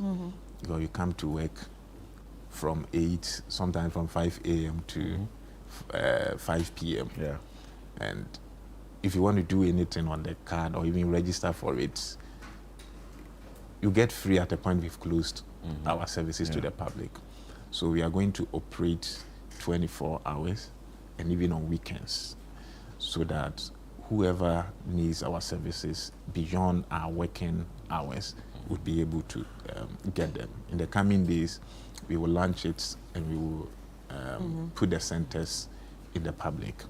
So if you do not have the card, the chance we have opened our doors to all Ghanaians to just enter our offices and get the card. Fortunately, if you are registering for the card for the very first time, it is instant. Okay. You do not have to go and return in 2 weeks. Before, the offices had issues of shortage of blank cards. But since Wisdom Kwaku Deku took over as executive secretary, and with his management, every district office, premium centers, so all our 292 centers nationwide, we have supplied them with blank cards, and so there is no issue of we don't have cards, we'll go and come in 2 weeks. Okay. So we are just it's instant. It's instant. The only time you are not likely to get it instant is when you are doing an update or replacement, because that one, there's another layer. We need to approve of whatever request that has been put into the system. So we have an approval team at the head office. Okay. Once the request is put in, they review the document, and if everything is all right, they approve it before the card. You make payment, your details are captured, and the card is printed. Okay. So in that instance, it could take you about 24 hours or 48 hours, because we need to be sure of the documents you are putting into the system. Some people are sending messages, and this one says that I'm Albert from Takinta in Jomoro Municipality, Western Region. Please ask the NIA official if the person's details on his or her card is not properly spelled, how can it be corrected, like name and date of birth. Good morning and have a nice day. Well, I think you spoke about that you can go to the district offices and pay an amount of 200 Ghana to get it done. This one also says that I'm currently following your discussion with NIA, and I want to ask this question. My name is Kwesi, but I have it spelled. So the Kwesi was spelled, your original Kwesi is Kwasi, but it was spelled Kwasi on my card. So do I have a problem? What do I need to do? So the person has to go for it to be rectified. Right. So the first point is to check the source documents, what he used to register. So if he used a birth cert or a passport, we check the details on it, whether we made a mistake or the document he presented. Oh, so if you did a mistake, that means it's free, or you still pay? Oh no, if you are able to prove that we did it, sometimes respite is given. But so we have free pins in the systems that we issued to solve such issues. Okay. Yeah, but if you made is that the not mistake, why you are giving the receipt to check? Yeah, to check. Yes. Because yes. I know like you're supposed to check. Yeah. So, but then if you provided the right information and we made a mistake, we are able to issue some free pins to get it done for you in some instances. Yeah. Okay. Especially you see a 60-year-old, 50-year-old, 45-year-old, the frustration up and down, I mean, trying to cough 200 Ghana cedis to do the updates. I mean, we are human institutions. Yeah, you are. This one too says that, please, when you have already created your Ghana card, you want to say that when you have already gotten your Ghana card but mistakenly omitted your middle name and want to add it to the card, what should you do? 200. And how much will you pay? 200 Ghana cedis. That's what Mr. Dallas is saying. I have realized that people people have these issues. And sometimes the first thing they do is to go get a gazette. Oh, okay. So they can. We don't use affidavit because with affidavits, you cannot really rely on it. Okay. So we rely mostly on a gazette. Okay. But it does not even mean that once you get a gazette, you go through the process. Okay. Sometimes we go as far back as your primary school days. Okay, to check. If it's about date of birth, we check when you were going to school, what was the date of birth you gave to the school? So at that time, you didn't have any mind of changing your date of birth. Yes. Your BEC certificate. Oh, wow. Your date of birth is on it. So you should keep all these documents. Yes. Sometimes your WASI. But these documents must have been procured before the acquisition of the Ghana card. Oh, okay. You cannot now go and look for it. Yes, you have to go and get it. Sometimes your weighing card. Yeah. So Wow. in the absence of this, then we need to do further investigation. So we have a CID unit in-house and a legal department. In-house? Yes. Oh, wow. From Ghana Police Service. Wow. We want to touch on Goro Boys. I know there are Goro Boys in there who are also doing their own thing. And also, you issuing a statement on what you mentioned, the financial thing, and you say that Ghana card not enabled for financial transactions. Let's start with that one, then you go to what your outfit is doing about Goro Boys, the statement you issued recently. Okay. So before I go there, I think for the firm's data, we have so far registered about 229,122 foreign nationals. Oh, nice. As at yesterday into the system. Good. So now the issue of the statement you issued on the financial bit, and people use and say, hey, I want to use it for financial reasons, the Ghana card. Okay. So, 1st April, there's this mantra they call April Fool. Yeah. So we understand someone took to his social media handle and then made a jest. Before we could say Jack, it's gone viral. It had gone viral to the extent that I had a call from Al Jazeera trying to appreciate what we have been able to do. Yes, because it would have then made us the first African country to be able to do that. Use your Ghana card for transaction? Yes. So it's going to step like a Visa card or something? Yes.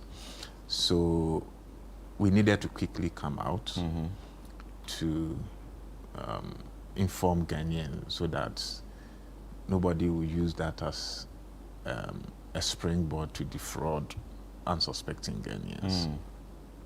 That is why we came out to debunk that. That is not to say the Ghana card cannot be used for such purpose. We have about 14 applets on the Ghana card, which e-wallet is one of them, e-passport and a host of others. As I speak with you, it is the vision of management that by close of this year, we should be able to activate the e-wallets on the Ghana card. Oh, wow. So conversations are ongoing. Stakeholders who needs to be consulted, we are still consulting them. Last week before the Easter break, we had presentations from about 4 companies who are interested in collaborating with us in that regard. So the technical team is still looking at their proposal and the best way to go about it. So trust us, by close of this year, we should be able, you should be able to use your Ghana card to buy wache at antimony joints. Anyway, Charlie, thank you so much for your time. A number of questions, and now the questions actually There's coming. one question here that we cannot ignore. Yeah, good morning. My name is PK Answer. Some cards read ECOWAS identity, some read Republic of Ghana. Which is correct? There's a chip on the card that can tell us what it's supposed to be. Thank you. So what is this supposed to be? ECOWAS Republic? We have 3 different cards at the NI. Okay. One for non-citizens, which is the FIMS card. So you pick that card, you see that we've written on top of it non-citizen card with red ink. And then we have one for refugees. Okay. And then the citizen one, that is the ECOWAS identity card. Okay, so there's not one that reads Republic of Ghana? No. ECOWAS identity card, under it, Republic of Ghana. Okay. Oh, wow. Okay, thank you so much, William. You're welcome. Grateful Thanks for so much having you. We wish me. that we will spend a lot more time on the conversation here on Breakfast Daily. That is the Director of Corporate Affairs for the National Identification Authority, William Ampoma Emmanuel Dallas. So make sure that you are getting your information to the National Identification Authority. Go get your card. You can do all the corrections and all that ahead of the SIM registration exercise that will be happening shortly. And there are other activities too that will be embarking on. This is still Breakfast Daily here on Channel 1 TV. Stay with us. We'll be back with more on the show.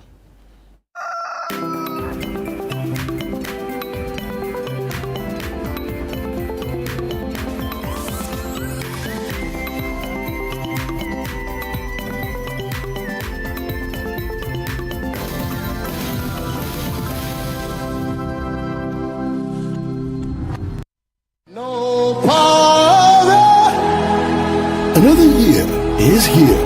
A new beginning, a fresh opportunity to draw closer to God and to one another. This family month, your family radio station, 97.3 CDFM, invites you and your loved ones to something truly special. The 2026 Family Consecration Service, a sacred gathering where families come together in prayer, faith, and unity. It's a moment to dedicate your home to God's loving care, to seek His protection, His guidance, and His peace over every household. Come and experience divine connection as we pray for strength, restoration, unity, and direction for our families. Married couples will also have the opportunity to renew their vows, reaffirming love, commitment, and purpose. The date is Friday, the 1st of May, 2026, from 6 a.m. to 12 noon. The venue is the Oil Dome, Royal House Chapel, Accra. Bring your entire family and come expectant.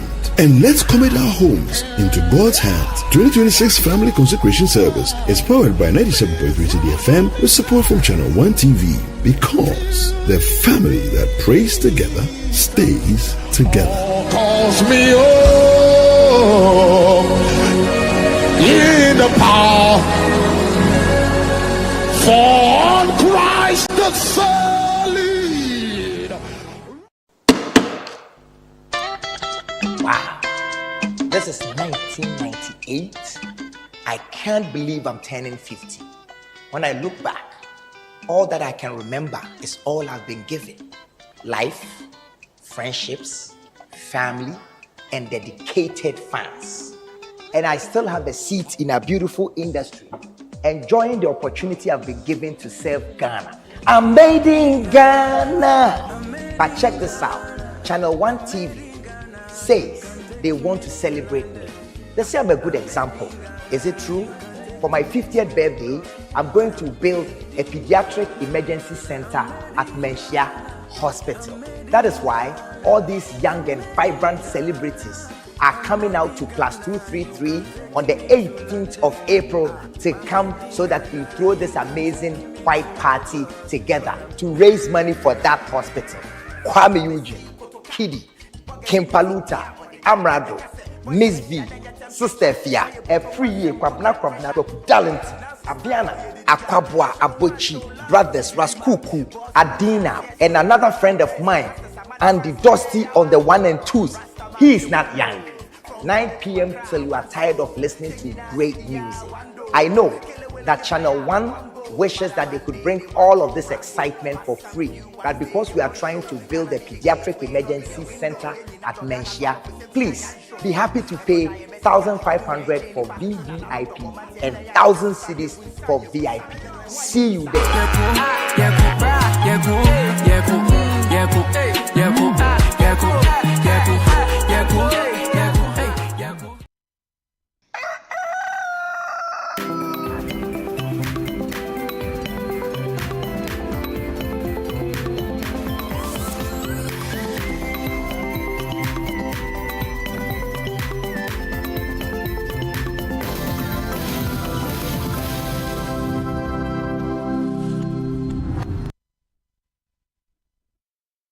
All right, welcome back, ladies and gentlemen. It's still Breakfast Daily right here on Channel 1 TV, and right now we're about to have a very, very serious conversation. This is not just an interview, but a very serious conversation that affects different people, and this is about autism. Autism is not just a condition that affects a child, but also affects the family in a whole. And you know, it's an Autism Awareness Month, so we are going to be looking at this every Friday. So in studio with us, we have a neurodevelopmental pediatrician and the CEO of Mission Pediatrics, Dr. Marilyn Mabel Wilson. How are you? I'm good, thank you. It's nice to have you in studio with us. Thanks for having me. All right, so you're a neurodevelopmental pediatrician. That means you've dealt with a lot of autistic children. Yes. Now, what is autism? So autism is a developmental difference or a neurological difference that affects the way the brain functions. So we don't call it a disorder anymore. It's not a disease. is a difference in brain function. And that affects the way that individual will communicate, the way they interact with their environment, the way they read the social environment and the social cues. And sometimes it can cause restricted interest. So they get very interested in one particular thing, or they want to do repetitive things. So basically being hyper-focused? Hyper-focused, that's a good way. Hyper-focused on something that they're really interested in. When they're children, that interest may not be something that people would find usual. However, as they grow, that interest can develop into other things that is very useful. Right, so at what stage can autism actually be identified? That's a good one. So currently the tools that we use for diagnostics starts at 12 months. However, research shows that as early as 6 months, you can see some signs. But usually currently between 2 and 3 years, that's when a child will get a diagnosis. 2 and 3 years. 2 and 3 years. All right, so if you're watching us right now, we are having this conversation about autism, and today's topic is about the role of the family and community when it comes to supporting autistic individuals. So the phone lines will be open at some point, so if you have any questions, get ready to ask the professional, as she's here to take us through that. Now, how important is the role of the family when it comes to the development of an autistic person? It is fundamental, it is foundational, because most of the time it's the members of the family who will notice that difference, that my child is not listening as I expect, my child is not talking the way I expect, or my child is interested in just acting different. So they are sort of the gateway first to early identification. But apart from that, and most importantly, they are the support system for the child. I mean, the child doesn't know anything and gets to get support right from the home, even before they go to school, before they enter the community. So once the family understands the child can thrive and become the best that they can be. So the family is really, really important in early identification, advocacy, and I always say that the parents or the caregivers are the experts on the child, because the definition I gave, it is a spectrum. So what I said was usually the core features, but every individual on the spectrum is different. And usually it's the family who will know, even the professionals who see them every day or even every week will not know the child as well as the family. Right, so what are the first steps the parents should take when, say, they get the first, initial diagnosis? Okay, you know what? We think your child is on a spectrum. What's the first thing they're supposed to do? Especially for the fact that we live in a society that is a bit hush-hush and sees some of these things as probably spiritual or, something out of the ordinary, Yeah. So my advice is for parents is that once you get the diagnosis, or even if you suspect, the first thing is to get information. Information is key. Understand, and definitely it's not spiritual, because we have autism all over the world. So get the information and understand your child, because most of the time is ignorance and not us understanding what is happening that makes the individual look different, that makes other people afraid, and that's what brings about the stigma. So as a parent or a caregiver, once you understand the child, what is happening, then you know where to go. What support do I get? What help? What therapy? What education? Who do I see? Diet? All those things comes into play. Did you just say diet? Yes, I said diet. How does diet play in all this? So the brain functions on food. Without food, any part of the body is not going to work. And food acts as fuel for every part of the body. And so if you're not putting in good fuel, the brain is not going to develop to its maximum potential. So for autism, we know that it is important for them to have the best healthy diet as possible. We talk about the fact that we should go back to the roots, organic food, food that is not processed, because a lot of our processed foods, we don't understand fully currently what they're processing, the chemicals that add to it do to the body. So are you also of the notion that some of the foods that we eat as women can also affect, you know, the outcome of the pregnancy? So we didn't talk about the causes of autism, or definitely, but no, food will not cause it, but food will affect the way the child not behaves, but how the child is healthy, how they are comfortable. So for a child who is not communicating initially, if they are eating something that is making their tummy hurt, they will not be able to tell you, "Mommy, my tummy hurts." What they will do would be either cry more and become more hyperactive, go more cranky and do more repetitive behavior. That would seem that the autism is getting worse, or it's the features are more, but it just could be that the tummy is hurting. Yeah. Wow, I never thought of that. Yes. Because you just think, oh, they're just, you know, say maybe just hitting this. Exactly. But maybe it's the tummy or something that is hurting. Some pain somewhere, yeah. Oh, wow. So now, that can be very confusing for a parent. That can be very frustrating for a parent. And even a caregiver, anybody, a sibling, and all that. Yeah. So now, how can the parent or people in the situation actually cope emotionally? What can they do to cope emotionally? Because someone like me, I'm a crier. Oh. I might just cry when I see that I can't help him because I don't understand. Yeah. So how can someone probably like me just say cope emotionally? What can I do to stay sane, to get the strength to actually help my child? Yeah, I mean that is a very important point, because you know the saying that when you're in the plane and it's crashing, you're supposed to put the oxygen mask on yourself first. Even before you help your child. So if as the caregiver you are mentally not healthy, as in depressed, you're anxious, you're just not there, you're not going to help your child. And the child needs you. And so I always advise that your mental health is paramount.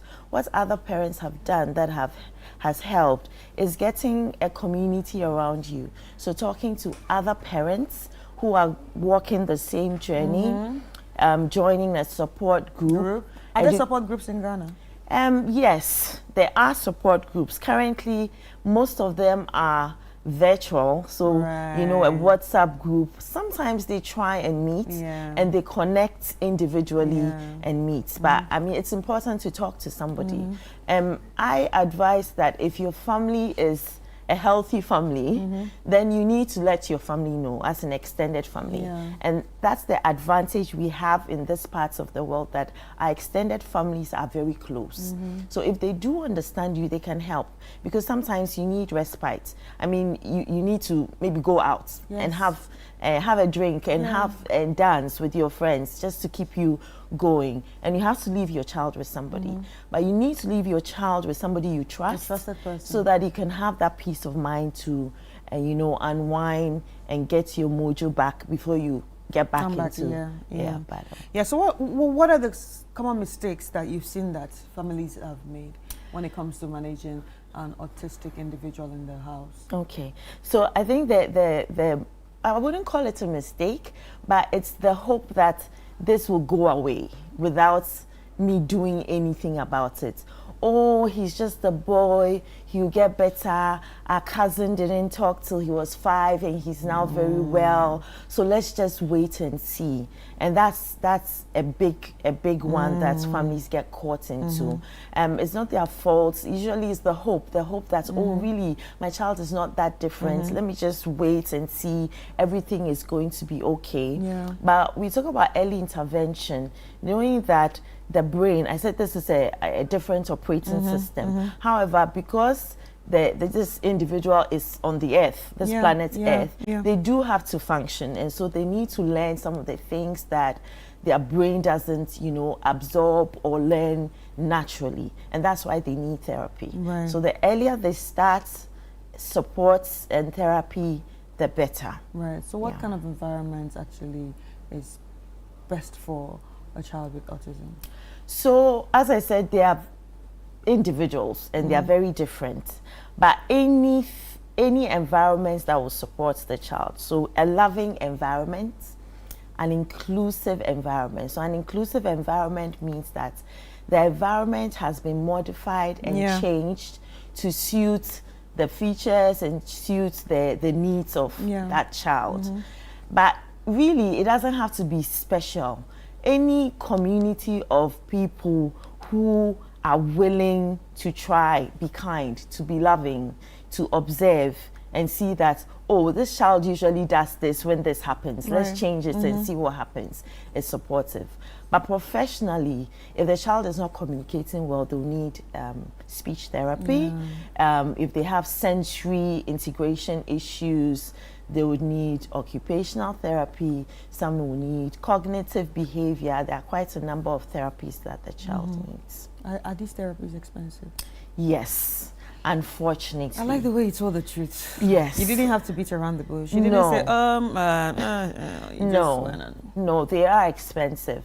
And unfortunately, we do not have all the therapies even in our government hospitals. And even in our government hospitals, it's not free. You still have to pay. And because there are so many people going to that place, the queues are longer and you don't get enough slots available to go. And in private practice, it's very expensive. So I think maybe we should use this opportunity, Autism Awareness Month, to call on governments and policymakers to look into what we call the hidden disabilities. Because there's a lot of support for the ones we can see. So the blind, the deaf, the physically impaired, but not for the hidden ones like autism. Yeah. And for the fact that they have this different, therapies that they need, and it's usually lifelong, and so you can't do it for 3 months and stop. And so parents need help, they need support. Even if it's not full subsidy, they need some kind of support to keep them going, because it gets very expensive. Wow. Now let's talk about the community. Why is community awareness important when it comes to the topic of autism? Great. So we're trying to move from awareness to inclusion. So awareness is what we're doing. Everybody gets to understand, oh, there's something called autism, there's a difference called autism. But apart from knowing, these children will grow and they have to be included in everything that they're doing in the community. So if the community doesn't first get to the point of acceptance, move from awareness to acceptance, and then move from acceptance to inclusion, then these individuals, their families are then isolated. And as I speak now, lots and lots of families are isolated from churches, from schools, from, I can't say from mosque, I don't know much of that, but definitely from inclusion in our community, which is really, really sad, because these families and these children need extra support. And so if they can't get support from the human beings around them, where else are they going to get it from? Support? Wow. So what are some of the mistakes that the community actually makes when it comes to the way they react to autistic people? Wow, I love that question. So because the community does not understand, because they don't know. Let's say you've gone to church and you see a 3-year-old running up and down. You're trying to listen to the pastor and they're running up and down. They climb the pulpits. They try and grab the mic. You're like, wanna be near? I mean, this parent is not looking after their child. And this parent may be sitting with another child who is sitting very quietly. But we don't go thinking, putting ourselves into this parent's shoes and say, maybe there's something different and that's why this is happening. Or maybe this parent is really tired at this point. Exactly. So I think the first mistake is that we are judgmental. We do not understand, we do not know, and we assume that the parent is not doing their job and that's why this is happening. I've had parents crying in my office that they were sitting in trotro, the child was, being fidgety, grabbing somebody's phone, and they're like, mommy, obey if I no call, or go to this herbalist, go to this place, go to this place, as if the parent is not doing something about it. So as a community, we need to be kind, and we need to, stop being judgmental. Do not assume. You don't know the load anybody is carrying. If you don't ask, you wouldn't know what is happening. True. So the best thing, if you see something is different, this child is, grabbing everything. Oh, mom, is there anything I can do to help? Yeah. Is there something that is happening? Can you help me understand so I can help you to support? I think that's the first thing we need to do. The other things comes from the fact that we don't understand. A lot of people think this is spiritual. And unfortunately, in 2026, we still have people thinking this is spiritual. And these are not people who are illiterate. These are people who are educated. But yes, we are human beings and we are spiritual, but not everything is spiritual. And because they think it's spiritual, they do not, first of all, help and support or seek help. And sometimes they are afraid. If this is spiritual, maybe if my child plays with your child, then maybe it's going to be contagious and affect. We have parents asking school heads to, send somebody away because they don't want their child to be in the same class as yes, it's happening now. And some of my clients have been sacked. They've been to 3-4 schools at the age of 5. So those are some of the mistakes we're doing as community. Wow. So talking about inclusion and schools now, how can schools then better support the children? Yeah, and I'm not giving a bad rap to schools. Sometimes they just do not have the support. They do not know how to handle these children, because as I've said, these children have a different operating system. And so the usual things you do in a class of 30 is not going to cut it for a child who needs one-on-one support. So my advice is that if you know that you do not have a neurodiverse supporting teaching system, then try and learn. There's so many things that you can do online now to learn, seek help, get some professionals to help. Lots of the therapists in Ghana are willing to go into schools to educate and to even do therapy in school. So if you're a school owner, by all means, you're going to have a child who is neurodivergent in your school. Right. Instead of sending them away, just make the efforts to learn so that you can support that child and family. Yeah. So you talked about, some parents thinking that, okay, this can be infectious. What are some other myths that you have heard? Apart from this being spiritual, the other myths like children on the spectrum cannot talk at all. Yeah. They will never talk, but that is very untrue. Most of them will learn how to communicate. More than 70% of them would use verbal communication if they have the right support. Myths like children on the spectrum or individuals on the spectrum are always violent or aggressive. No, their behavior and the aggression is a form of communication. Once they have the right support, they are just like any other child. Right. And then maybe the last one I want to talk about is that children with autism have intellectual disability. They're two different ones. And initially, that's what we thought, but now we know that more of them are actually very intelligent. Over 80% will have either average or above average intelligence.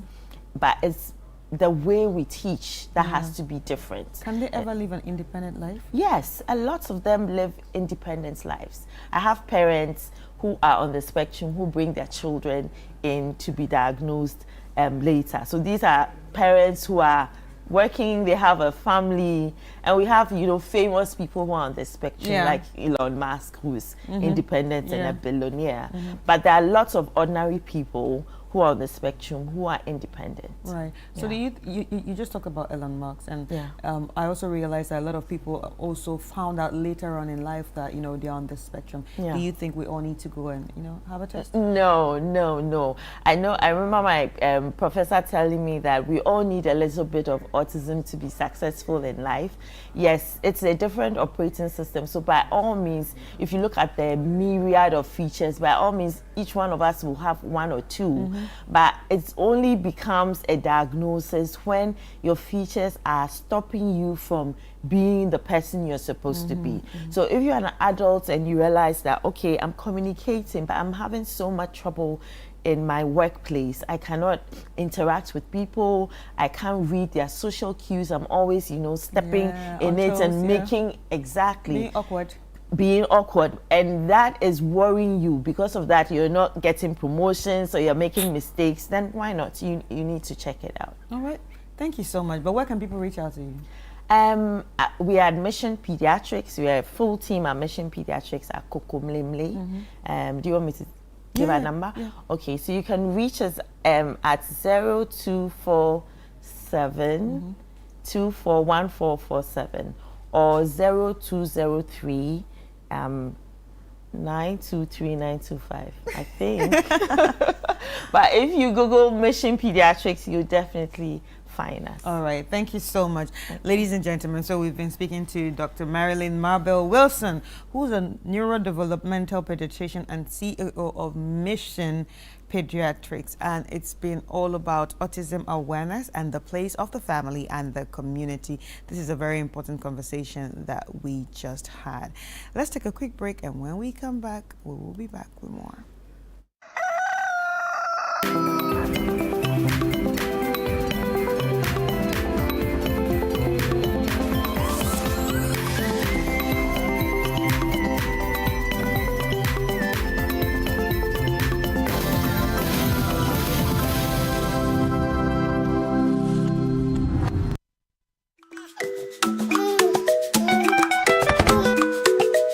How may I help you today? We'd like to open a bank account.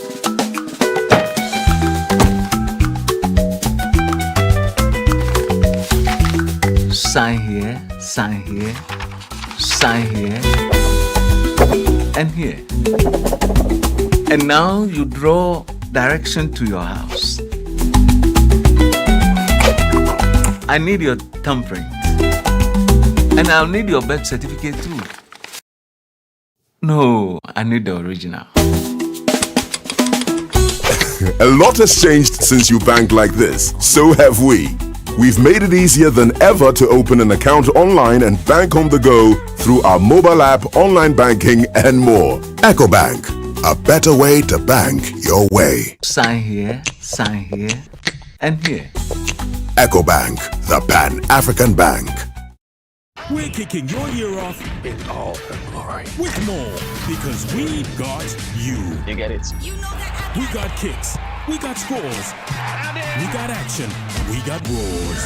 It's my specialty. We got drama, we got fun.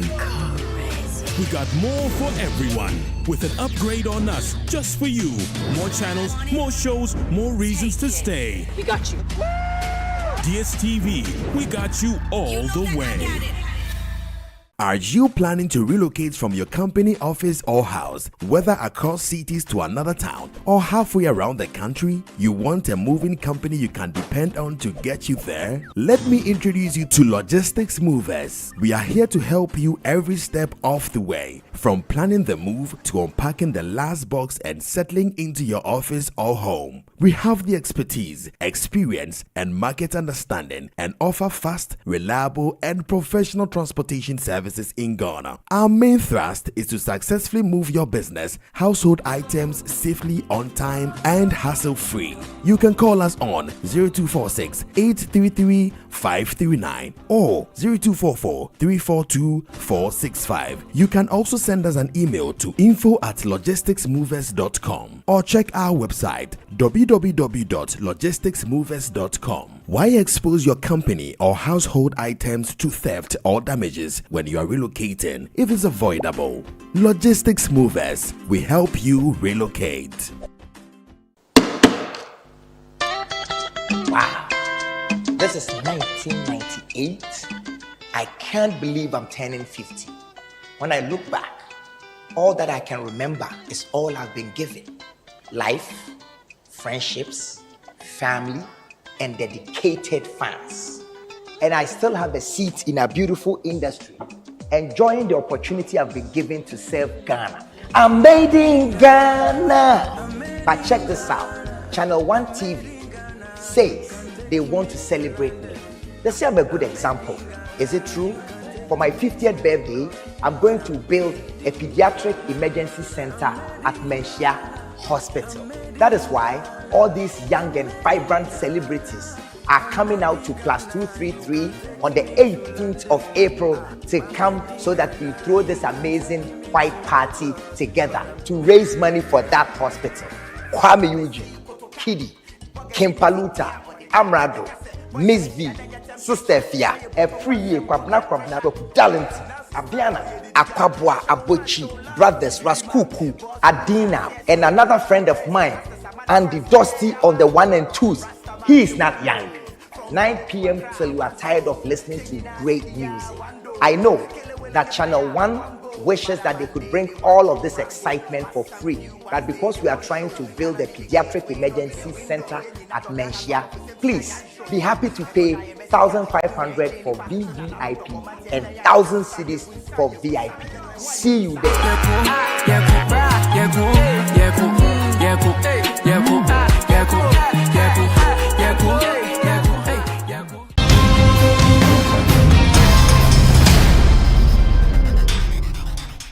On Footprints this Friday, we sit down with Dr. Ninaku Kweno, the Ghanaian scientist and engineer widely recognized as the father of the internet in Africa. He takes us through his educational journey and shares how he helped expand and shape the growth of the internet across the continent. A level, you had physics A, mathematics A, yes, please. Applied maths A, yes, and then chemistry B. Yes. Jesus Christ. I mean, really the person who helped a lot was more like Rollins than many people. Rollins? Yeah. With policy direction? Policy direction, meaning that he said, and Mr. Pepra was the minister then, and he said, this is value-added service. Yeah. So while we are going to change the regulation, you can still proceed. What do you make of generative AI and the way it's invaded every space? Oh, me, I think it's good and healthy. It's good? It's good. It's supposed to be disruptive. The internet was disruptive, yeah, but people found their way, isn't it? That's correct. So this one too will be disruptive. Yeah. The things which, can best be done by AI will be done by AI. There's another element coming after the AI, wow, which has to do with being able to solve certain kinds of problems much quicker. Wow. Than we could solve them today. So beyond AI, there's quantum. There's quantum computing and communication. Quantum computing is coming. So if you thought that AI was an explosion, wait till you hear about. In fact, AI needs quantum. Footprints airs on Fridays at 7 p.m. with a repeat on Sundays at 5:30 p.m. only on Channel 1 TV.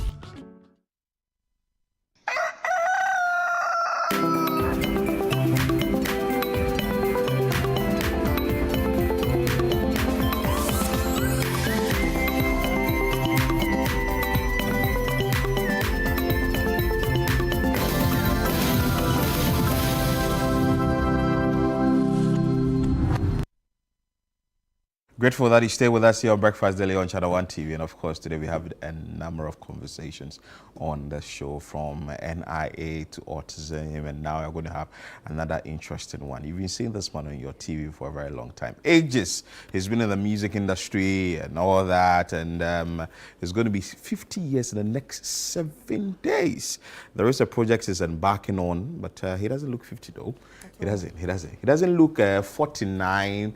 What age. Anyway, so Ochiame Kwame is in the house, and we're going to have a conversation with him. Ochiame Kwame, how are you doing? I'm good. You're looking good, so you are good. Thank you. By God's grace, Vim D. Wow. And your side? Oh, Charlie, we Nice. manage. We want to be like you when we grow. The trick is don't grow up. It's a scam. It's a scam, eh? What makes it a scam? A scam. So you grow up and then you grow beard and you lose hair and your knees hurts and you lose sleep and school fees and your mother is sick. Too many things. And your wife begins to find you boring. Oh. Yes, it's a scam. Wow. the man has just summarized adulthood in like some few sentences. Anyway, so Ochem Kwame, how have you done? How have you done it? And you don't look 50. Oh, thank you. How did you do it?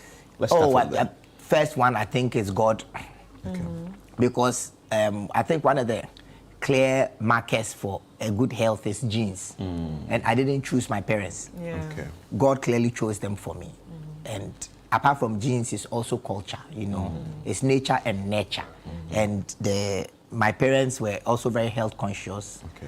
When I was growing up, I saw my father went to Kumasi Sports Stadium to exercise. He was a member of the Kumasi Keep Fit Club. So growing up, I decided to follow what he was doing. And so food portions, my mother would give you only 4 slices of yam. And once you are done eating, you want more. She says, no. Yes, let's keep the rest for the others. So I've been trained not to eat in big portions. But apart from that, it's also my own personal desire to live a healthy life. Okay. I am very health conscious. So I think these are some of them. Great relationships. Oxford published a report in October that if you want to live long, that people who live long, the number 1 marker is great relationships, especially outside your nuclear family. Oh, wow. So building great relationships, forgiving people, practicing mindfulness, meditating, enjoying boredom, things like that. Oh, all that comes to play? Oh, yeah, every single thing that you do, the type of person you are married to, how much your son worries you, all that affects the quality of your life. Wow. Yes. Interesting. So at what age did you decide I want to hit the gym and be consistent? I think I was 22. Around 99 or 2000, Ocham Kofi and I moved to the US. And when we went to the US, inside the complex where we lived, there was a gym under the complex, just by where we wash clothes. So every time I go and wash my clothes, I just enter the gym for free. And so I developed the habit of going to the gym, and now it's become a habit. And when I don't go, or when I don't walk, when I don't exercise in a day, it feels like I've lost money. Oh, wow. Yes. Wow. So it's been how many years now?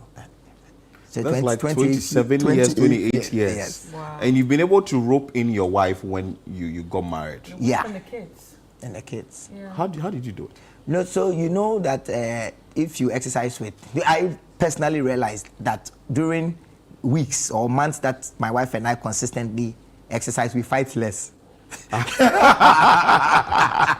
Because in the morning we wake up in the morning, we walk in our community together, we try to get 5 kilometers in the morning, and all our conversations 5 kilometers in the morning. In the morning, yes. Wow, that's nice. So that means thank you wake up really early. Yes. So when my daughter is getting ready to go to school, we start our walk. And when we are not able to do it in the morning, we do it even when I come home. So when we are walking, the whole day is planned. All the arguments are hard whilst we are walking. We're already stressing the body artificially, and therefore deepening the threshold for stress control. So because we have already stressed the body, whatever little stresses of you didn't look at me well, you didn't speak well, all those things are already handled because the mind has prepared itself to deal with stresses. So. And then it's also a beautiful walk. People look at Mr. and Mrs. We are waving neighbors. We think, Charlie, we are cool in this community. Yeah. So why are we fighting at 12 when we're cool at 7 a.m.? It helps. Yeah. And plus, my wife also, this whole thing of marriage, It's ankuja, like when she's not in the mood, I'm in the mood to exercise. When I'm not in the mood, she's in the mood. And so we encourage each other. You pull like each other along. accountability partners. Yeah. Yes. Yeah, you Yes, pull yes, each other yes, along. yes. Take us through your day, what your day is like, and from morning to evening, you started with the exercise and what you consume as well. Okay, so I don't eat anything until 10:45, 11. So I eat my first meal around 10. And so when I'm done with the exercise, because in the morning thinking, the planning, the journaling, all of that is done on the walk. Oh, you still journal at this age? Yes, I do. Oh, wow. Every day. People say it's very important. It is. My Because I therapist said forget. I should try, but I try, but I'm not very consistent. Oh, okay. But I think you should try, because by the end of the day, you can open that and find out, okay, what percentage of the work that I was supposed to do did I do, and then table the rest for the next day. You know, so the journal, everything is done, and then we go inside. There's social media scrolling to find out what's happening. Then I take. It's part of your itinerary. Oh yes, it is in the morning to find out what's popping, because we don't watch TV in our house. Oh, okay. Oh, Yeah, you're one of those families that don't watch TV. Yes, because we used to watch TV, and when my son was 4, he would wake up in the morning. He wake up at dawn to go and watch CBBC. And then the morning to take him to school, now he was sleeping. So we cancelled television. We have not turned back on since. Oh, wow. Yes. So no, you take us to, but you come back to answer the question of how maybe you watch movies or something. If you don't watch movies, anyway. Okay, so we'll do some scrolling, and then more planning, phone calls. We stay downstairs, phone calls, and then I'll take a shower. And before I leave for town, I eat my breakfast, usually a very big meal, wache, fufu, banku, big meal, 2 balls of something, lots of rice. Wow. Yes. And I eat it to give me energy for the day. And then I'll go to either go to school if I have class, or go to the office, or come to an interview like this, or go to the studio, rehearse, or go for my meetings. I usually close around 3 o'clock.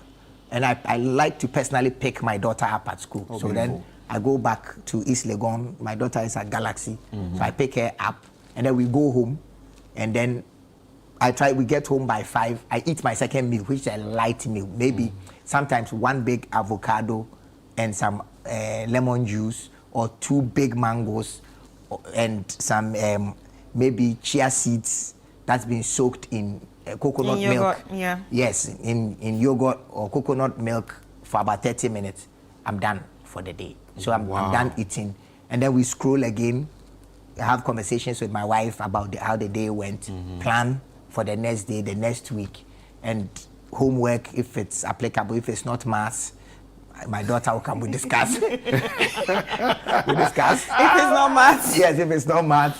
We discuss homework, then I go back into work mode, evaluate what we did, plan for the next day. And then 10 o'clock, sleep, wake up. Sometimes around, if I am working, maybe, and I don't sleep at 10, around 10, it's probable that I'll go downstairs to drink hot chocolate without, so the Ghana cocoa processing dark chocolate. I'll drink like a teaspoon of it in hot water. And then I'm good to go. That's my day. So now you say you don't watch TV in your house, and we know that maybe watching screen or watching TV forms part of entertainment. But you also you're an do social. entertainer. You also do social media and all that. But how do you watch movies? Oh, on a laptop. So I have a laptop, a big laptop.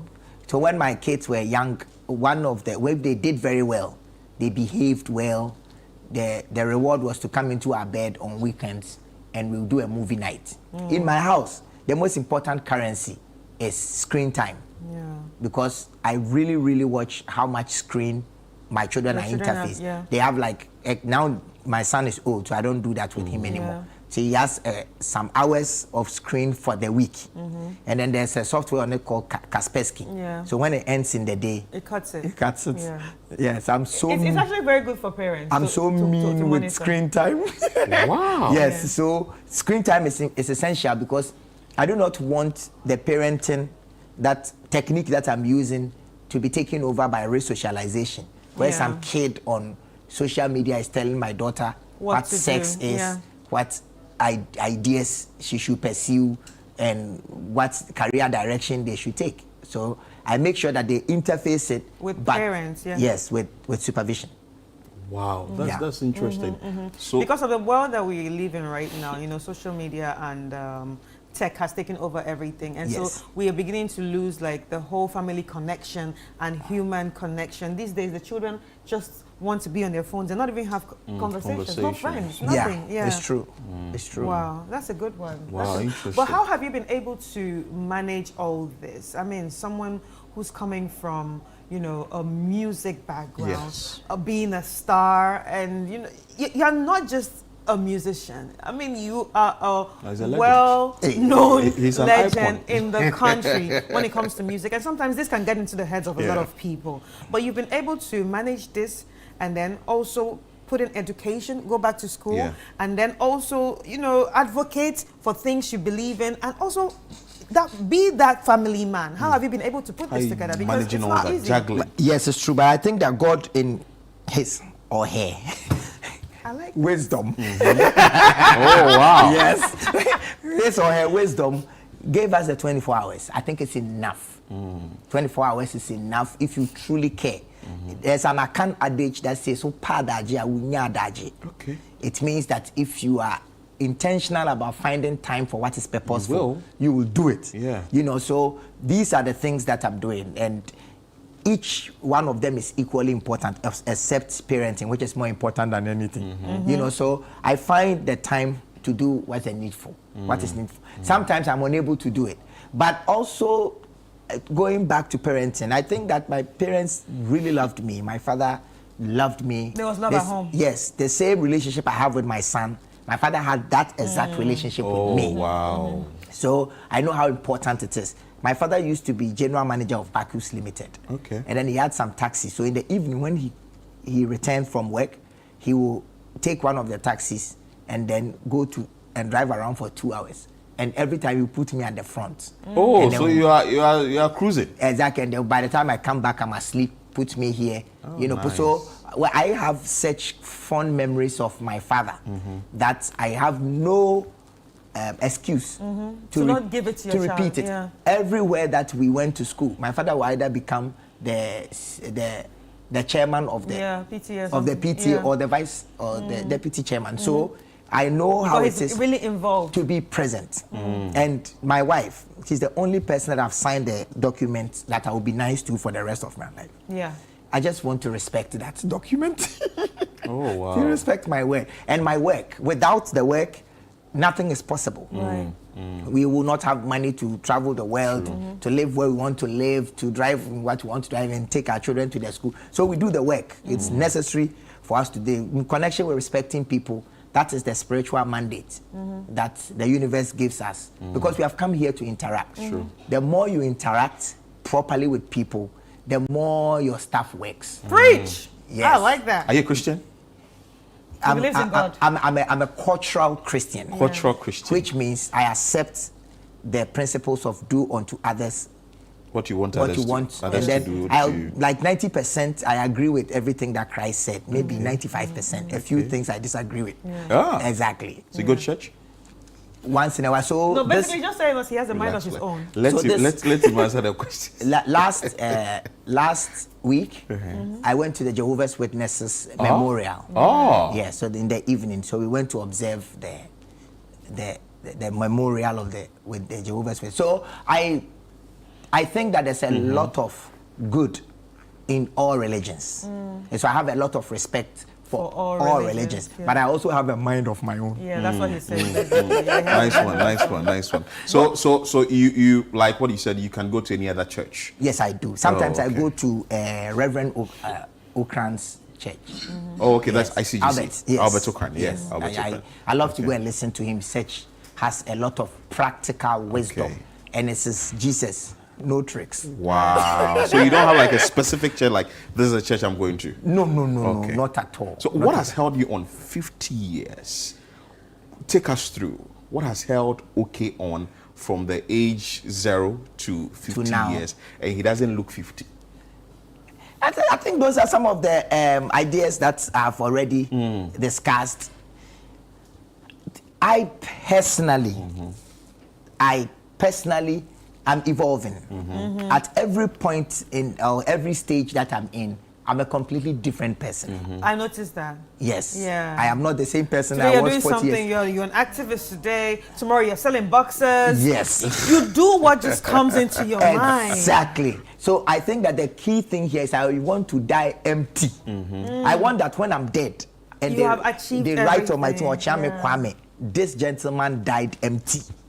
So I want to contribute to knowledge. I want to contribute to art. I want to contribute to health. I want to contribute to enlightenment. I want to contribute to the youth development. I want to contribute to my children. So it is just a consistent drive that I have to pour myself into the world in a positive way. I think that is what is driving me. Right. So talking about pouring yourself into a positive way into the world, let's talk about your philanthropy. What are some of the things that you're doing, what you're thinking of doing right now, and the ones you've done already?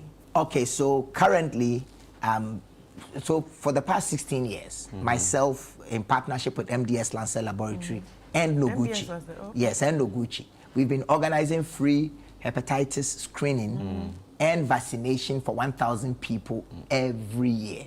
So 28th of July is World Hepatitis Day. And so every year we do something. This year, because I'm turning 50, we want to take it to Insawam. And give the screening and vaccination to 1,000 prisoners. Oh, wow. That's what we're doing. And then also, my foundation, we've been responsible for also, we're part of the group of people that developed the Ghana's National Hepatitis Policy Document. So currently we are working on renewing it because there are new procedures and things like that. And then we are also into education. My foundation is heavily invested in education for children with divergent learning capabilities or disabilities. So especially in the area of dyslexia. We work against corporal punishment. Very, very important. Yes. Because it feels like a lot of people don't understand dyslexia at in all, the country. at all. So I am the ambassador for Africa Dyslexia Association in this country. And my foundation, we are also this year, also because I'm turning 50, we are raising money for my concert to build a pediatric emergency unit at Menchia Hospital. Wow. So yesterday, or is it 2 days? Yesterday, I went to Menchia to go and get permission from Otumfuo, the king, to be able to start building. So my plan is that as I turn 50, I'll build it and give it back to the community. Wow. So these are some of the things that I do. You're actually very inspiring. Thank you. He's not only doing music. Yeah. He's actually changing the narrative, and you are changing a lot of things in the society. But then again, another thing that he also said that is the relationship that he spoke about. We admire your marriage. That's how do you do it? Oh, it's just my wife doing all the work. I just come to town and take the fans for it.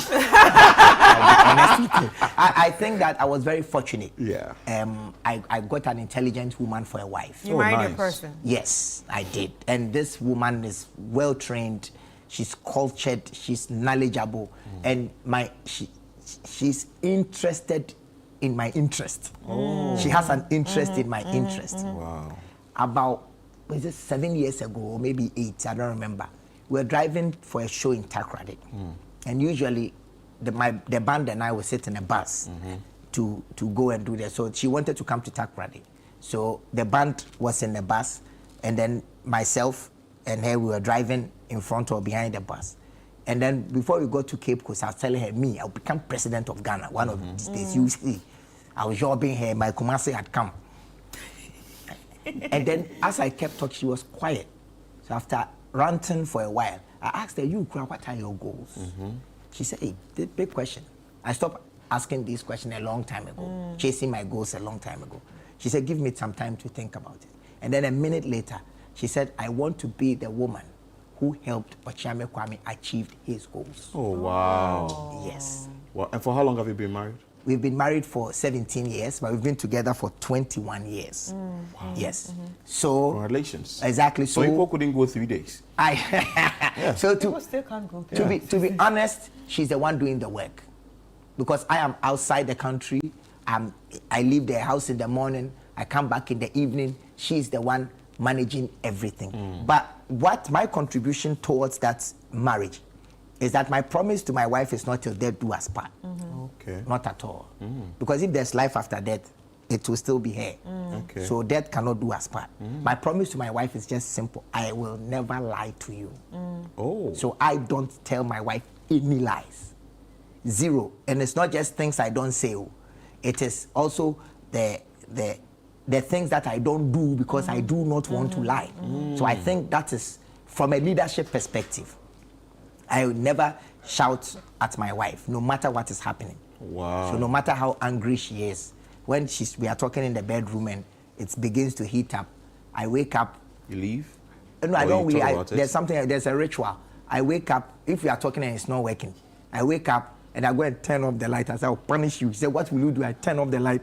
And then she said, well, leave me alone. The fight is done. Okay. You know, so I am committed to creating a peaceful environment in my home so that my children benefit, so that I can And they learn. enjoy my wife. Yeah. Okay. Yeah, so I think this says she's doing her best, and from a leadership perspective, I am creating a congenial environment for the relationship to thrive. You have to be the cover Exactly. while she's doing the job. Yeah. Yes. And this has had a very good toll on your career. It does. Yes, Wow. yes, completely. It's because when you watch my video, Wara, when you watch the video, the second verse, in the song, there's a conflict at home. And then I'm in the studio tearing the studio down. I'm throwing things apart. So that's what happens when you don't have peace at home. You take it into your office and destroy your career. You know, so completely, because that's where I sleep. Yeah. This is the person that I spend the most nights with. You know, so if our vibe is not vibing, it will affect every single thing. You know, so it's very, very important that I lead in honesty, I lead in love, I lead in respect, and I also observe how I express my ego when I'm around her. What one advice will you give to somebody who is married tomorrow? Don't take any advice. That's the advice. Don't take, for all the time, that's my advice. Because every sane human being who's been nurtured properly has two voices in the head. Yeah. There's Good the and voice bad. of God, Yeah. which is the voice of good, and the voice of evil, Which is the voice of which is the voice of your ego. Yeah. You know, so listen to the voice of good. Of course, your ego is there to protect you, but sometimes it tricks you to think that people are attacking your actions. You think that they are attacking you. Okay. You know, so if you are getting married, first invest in understanding your ego. I think there's a book called The Ego is the Devil, Ego is the Satan. Read it. Okay. Research about your ego. Understand your ego and its purpose. And once you find the right expression for your ego, not just in marriage, in business, in relationships with people, every single thing of yours will be fluid. Wow. Yes, it's just that when the ego comes, because you are going into a marriage, every marriage or every relationship creates its own culture. Every relationship, if you and I begin to interact for 2 weeks, there will be a culture, there will be non-verbal cues, there will be words that we say that we know what we mean. Yeah, true. Observe that culture and consistently try to improve it and make it more peaceful. Do you think that people do not understand the institutions? Some. Marriage. Yeah. I don't understand the institution at all. You know, Aristotle died, and then he went to heaven, and he went to God and said, you gave me the ability to understand physics, alchemy, history. Why didn't I understand women? And then God said, look around you. Why do you think that there are no women here? Immediately, you can understand women, then you are me. So to put it simply, I do not think that it is possible for you to understand the institution of marriage. It is just nature's trick to ensure continuity. It is a mystery. You can try your best to put in all, but the trade or the transaction in marriage is purely on a barter system. And it's like you have rice, someone has a goat. You need a goat. For the stew. Yes, you need a goat. You need a goat. But the person who has the goat doesn't want your rice. They want yams. So it's the double coincidence of wants. That is what happens in a marriage transaction. So you need to be very, very, very, very tactical and let your partner know that you come with no harm. Wow. And once both of you can get to that point, your marriage will be sweet forever. Interesting. Yes. And because you see, the conflict that happens in a marriage is an interpersonal conflict. But there's everyone is running around with their intrapersonal conflict. Yeah. You know, so if you can figure out yourself, then maybe someone else can understand. Beautiful. Now, the event is happening next week. Yes. Okay. Let's go into details. How much it is, how can an individual be part of this event, and the artists that are coming on that day. Okay, so the event is called A Night of 50 Songs and Love, and it is co-created by Channel One. I think I am the most fortunate human being on earth that a whole television station, a whole media conglomerate is celebrating my 50th birthday. I don't think it has ever happened here before. And it is because of the relationship I've had with City and you guys. And so the event is happening on Saturday, on the 18th.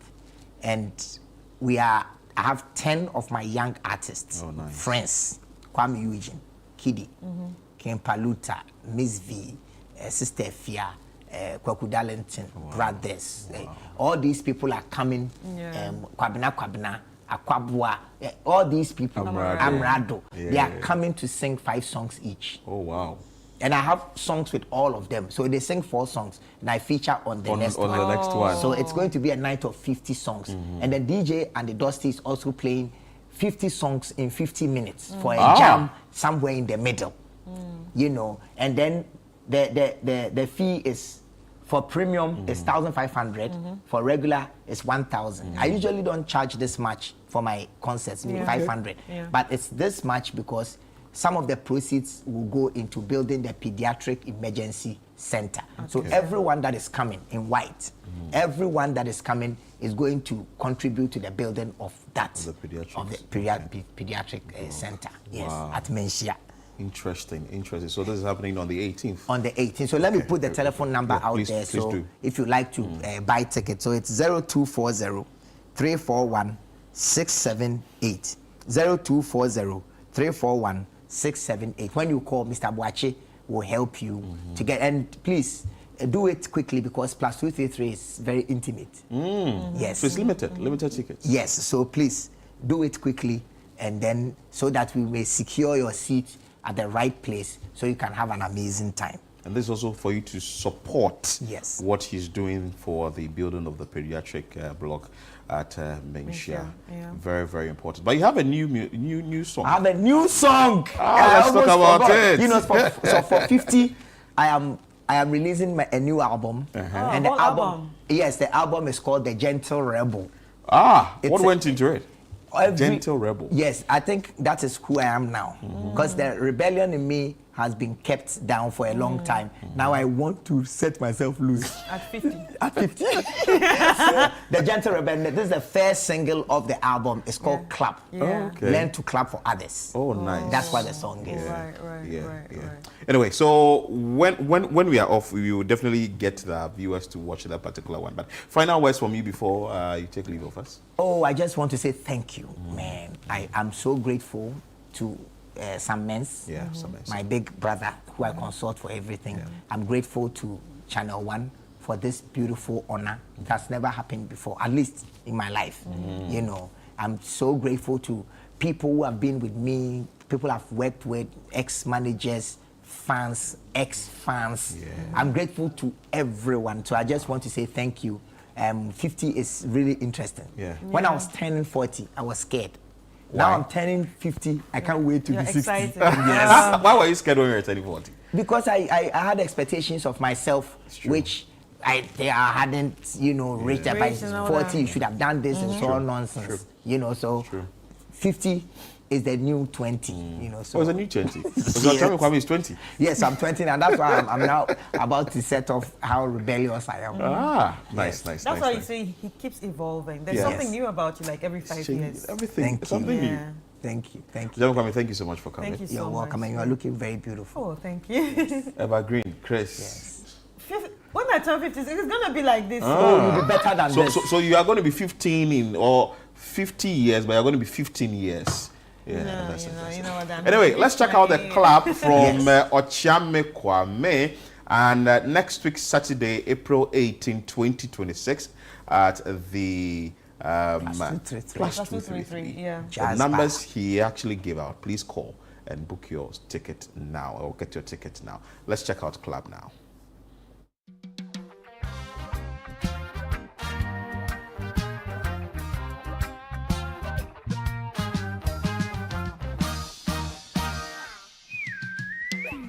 My friend just landed a dream job today. I'm gonna clap for him. My friend just found success in a major way. I'm gonna clap for him. My neighbor's child just learned to ride a bike. My anxious friend just came back from hike. And I'm so happy, let me give them some hype. I'm gonna clap for them. Pa, pa, pa. I win. You win. They win.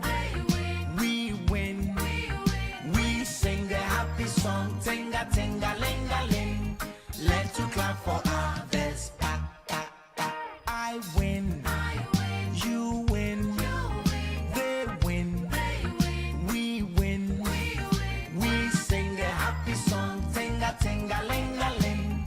Learn to clap for others. Pa, pa, pa. My ex-girlfriend just found a new man. I'm gonna clap for her. Pa, pa, pa.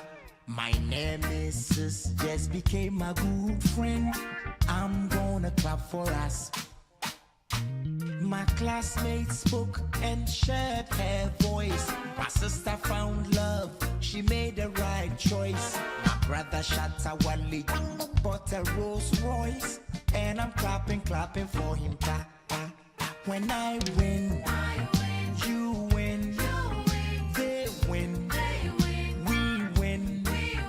We sing a happy song. Tinga, tinga, linga, ling.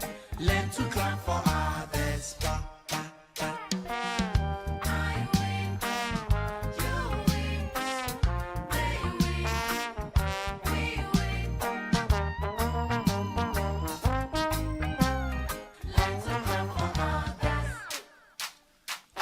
Clapping for others is a beautiful thing. Lifts people up and make their hearts sing. We spreading out the love, kindness is the new word. It's clapping till my hand hits for a better world. Yo, clap your hands 3 times, 2 times, 1 time. When I win, you win, they win. We win, and we sing a happy song. Ting-a-ling-a-ling-a-ling. Learn to clap for others. Pa, pa, pa. When I win, you win, they win, we all win, and we sing a happy song. Ting-a-ting-a-ling-a-ling-a-ling. Learn to clap for others. Pa, pa, pa. My rival team just won the championship, and I will never clap for them.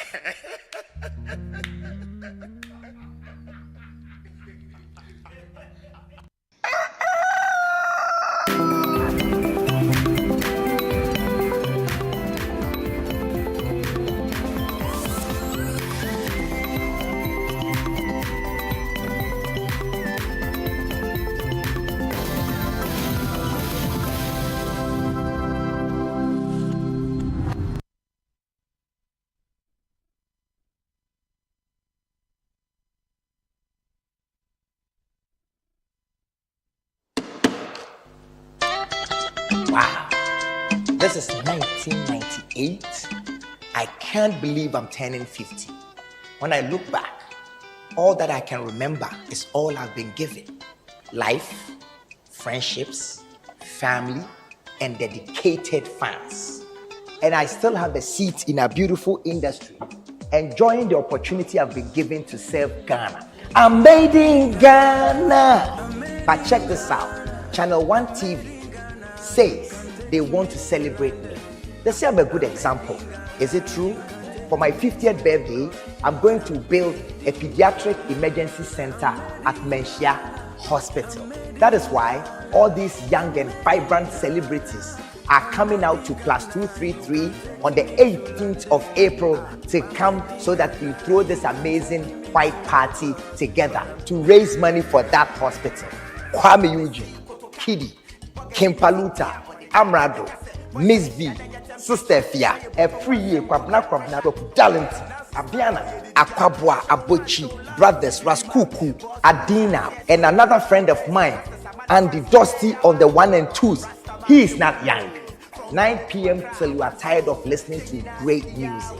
I know that Channel 1 wishes that they could bring all of this excitement for free, but because we are trying to build a pediatric emergency center at Menchia, please be happy to pay 1,500 for VVIP and 1,000 cedis for VIP. See you there.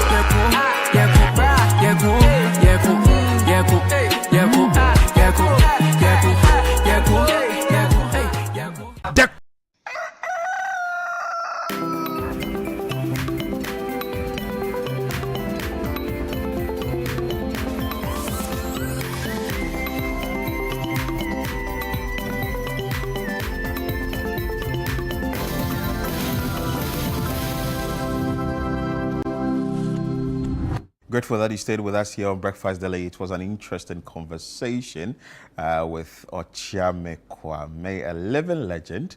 So on April 18, please support him so that he will be able to meet that particular agenda by also putting up a pediatric block at the Menchia Hospital. Anyway, so from one living legend, let's talk about our community legends now. And Apioko Ashon. She is in studio, Apioko Seram Ashon Abe, Head of Programs Production, Channel 1 TV and City 97.3 FM, or Channel 1 TV. So she's in studio with us for us to talk about the community legends. Just to remind you, it's a sort of a program that has been put together to ensure that we recognize people who are doing very great things within our communities in their own small way. Apioko, welcome to the show. Thank you. Good morning, Philip. Good morning, good morning, good morning. Where have we got into with community legends? So, as you can see, we're in the business of celebrating people. Exactly. We're celebrating at 50. But, you know, beyond celebrating people who, by virtue of the work that they do, are in the spotlight. We also think it's very important to celebrate the grassroots. So people who are living everyday lives, doing things that to them are very normal. But in doing those things, they're inspiring their communities and they're empowering change. And don't forget, our tagline is telling your story, empowering change. So that tagline is extremely important and we actually live by it. It's not just nice English, you know. Where are we with the community legend? Somewhere in late December, we put out a call and we said that, look, we are looking for people who are doing things to edify their communities. And we gave examples.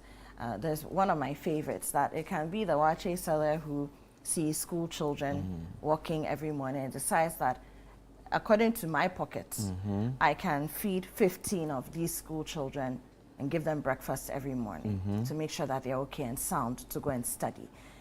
Now that seems like a very normal thing because she has cooked the wache anyway, so what does it mean? But if you're a business person, you understand what it means to give 15 free plates. Every scoop is money. Every scoop, every piece of meat, every it's egg, money. It's money. You know, and then you also have the ones that seem a little more grandiose, where you have a young person who says, okay, you know what, I am rallying people to farm and feed our community because access routes to us and getting certain kinds of foodstuffs is becoming difficult. So we have decided that we are farming and feeding ourselves, Operation Feed Yourself, literally in the community. That's a little bigger. You know, then you have someone like a teacher who says, you know what, for me, when I go to class every month, I see that there are girls who are missing.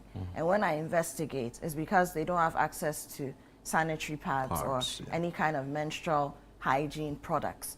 And they can't afford it. So because of that, I'll use my small teacher salary to buy pads for these girls. So it's wide and varied. And the entries that came, Philip, extremely humbling. And you know, it's those kind of things that you read and you experience and you ask yourself, hey, so what have I been doing in life? Yeah. You know, because don't forget, many of these people, they are not millionaires. At all. Some of them haven't seen salary hit they are working in government institutions, some of them in private entities. But you know, we also have our own challenges economy-wise. And so some of these people, their salaries haven't hit their accounts for months. But somehow, they are giving back to their communities. They don't have any NGO, any grant funding to do what they are doing. It's just, they know that if the day I stop doing this, that's the day that young people cease to be inspired. That's the day that pregnant women may die. That's the day that our community may fall apart. And so they've taken it upon themselves to bring the change. Wow. It's amazing. This is great. And the entries that came out, you read one from the northern region, and this particular lady actually will do extra classes for the children and also rope in parents. Exactly. And that's one of my favorite stories. That's one of my favorite stories because, see, Philip, I've been in the classroom before, and we know how important it is for learning to be a continuum. So you can have your students, your pupils in the classroom, but if they go home and they don't have a parent or a guardian or a big sibling or someone who will say, you know what, after you finish sweeping, after you help me with the soup that we've cooked for supper, sit down and read a chapter. True. You don't have someone to push them. They can be the most brilliant. But you see, not everybody can be self-taught, what we call an autodidact. Some people need the encouragement and the push. And so you miss the opportunity for such a child to make it to the next level and to have a very outstanding educational experience. So that's one of my favorite stories. And the fact that she even goes beyond, because I mean, the instruction in class is in English. Yeah. But in their own language, Like local so dialect. that the parents Yeah. are also even learning themselves. There's an element of adult education. That's one of my favorite stories. Wow. And we've also had issues of, you know, we've also renewed the community segment on the show. Shortly, we even do one. Most of these communities are battling with the infrastructure, health, education, roads, and all that. So this particular Community Legend program is also going to go a long way to ensure that we bridge that particular gap. Definitely. But now, we've received the entries. We have. What next? We have. So next week, we'll be announcing the top 10 out of these hundreds of entries that came. Look, it's been so difficult. It's been difficult. Oh, my How did you goodness. do it? Because you have a number of them. Maybe some of them are also like similar stories and all of that. course. Yeah. In fact, you even have some people who are doing similar work in the same community. But the defining factors come down from hearing, and you see, and that's also the beauty of this project, the voice of the people. Don't forget, we have our correspondents. So working with very closely with our editor for the regions, Zoe Abubedu Ado, and her regional correspondents, we've actually been able to gain access to some of the people who have been impacted by the work that they're doing. That's a lot of work. A whole lot of work. and that's why it's taken time. We announced this, put out the call in December, but we're in April. And so we received entries from all 16 regions, several districts, so you can imagine. Now, not only are we going to announce the top 10, Philip, we have a whole TV program that we've created out of this. Oh, that's nice. Yes. So it's 10 episodes, and each episode profiles one of the top 10 that you have been selected. And the hosts of this program are Umaru Sanda Amadu and Akosia Otri. Oh, beautiful. Yes, and these are also two very busy colleagues of yours. They're out as often as you are. Very busy, yeah. You know, very busy, but they also loved the stories and loved that they would have an opportunity to help to tell the stories. You also see a lot of our correspondents, regional correspondents in there, because sometimes it was about language, other times distance, other times familiarity of the community, because you know, you don't want to make it seem like you're trying to profit or just create content out of somebody's story. This is a serious thing that we are doing. We really want people to be inspired, young people to see role models that they can learn from, Ghanaians, adults who have decided that me, dear, I'm not helping anybody. I'm not doing anything. The government should do. If they won't do, we'll all suffer. God for us all. But there are people who understand that living in a community also requires civic responsibility. Your civic responsibility is not limited to voting day, 7th December, every 4 years. It's also what you do for your community. in the way that you can in your small corner. And so it's a very important thing we're doing. And we wanted to also let these people who are celebrating understand that we respect the work they do. And so communicating with them in their own language where it was necessary, but also having our correspondents, many of whom understand the culture on the ground, was also very special for us. So we put a lot of work into this, and you can tell I'm excited. Very excited. There's the top 10 stories, and there's no age limit. We have somebody as young as 13 years old. I'm telling you. Doing changes. I'm telling you. Look, it's, and so it just goes to say that when you put your mind to it, 13 years old, what money does she have? And she's not the daughter of she's not a trust fund kid. She's not a Nepo baby. She's not the daughter of a Ghanaian billionaire. She's just a young lady who identifies a problem and she trying to said, solve it. I think I can solve it. Wow. You know. But I want to say, Philip, that beyond the top 10, we'll be selecting our most outstanding top 3. Oh, nice. And what we'll do with those top 3 is award them. And the awards we are going to give to them is not just, oh, okay, take money and go and shop. No, we are going to invest in the work that they are doing already. Beautiful. And so I'll give you an example. If, say, it's a healthcare provider who says, you know what, every day I've been treating people in my little self-contained room. We need a CHIPS compound in this community. We want to help that person build a CHIPS compound. And we're also encouraging corporate Ghana, well-meaning Ghanaians, individuals, to get involved. Because, see, sometimes people also want to put their money into novel projects, but they're not sure, can I trust this thing, will it actually breed impact? So we're saying that be our development partner and let's support people who are doing the work on the ground. Wow. Yeah. How soon or immediate should corporate Ghana get on board? So it's very important. No, so people should just start paying attention. Once we start, and like I said, we'll come and make the announcement next week. Once we make the announcement, we unveil the top 10 and we start airing this TV series that spotlights their work.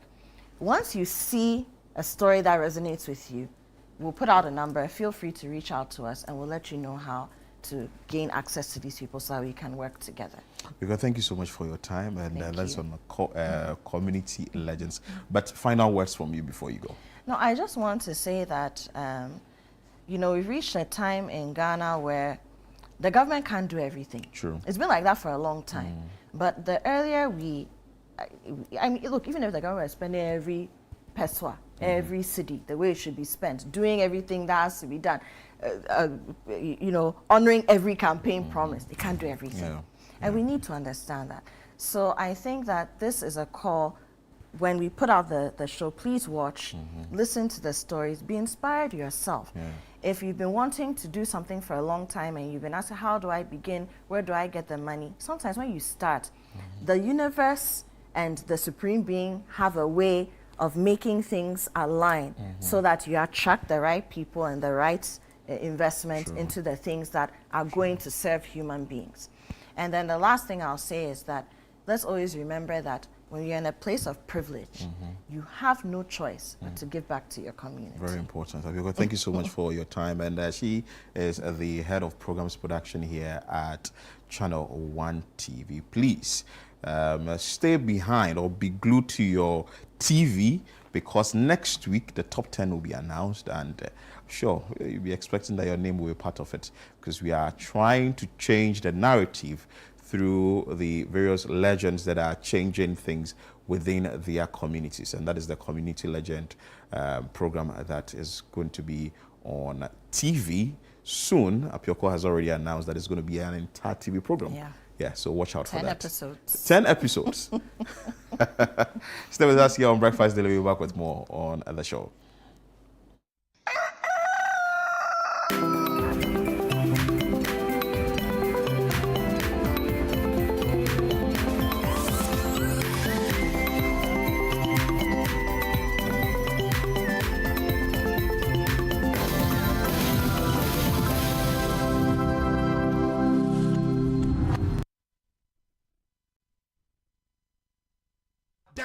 Of forgiveness. May God grant you the grace.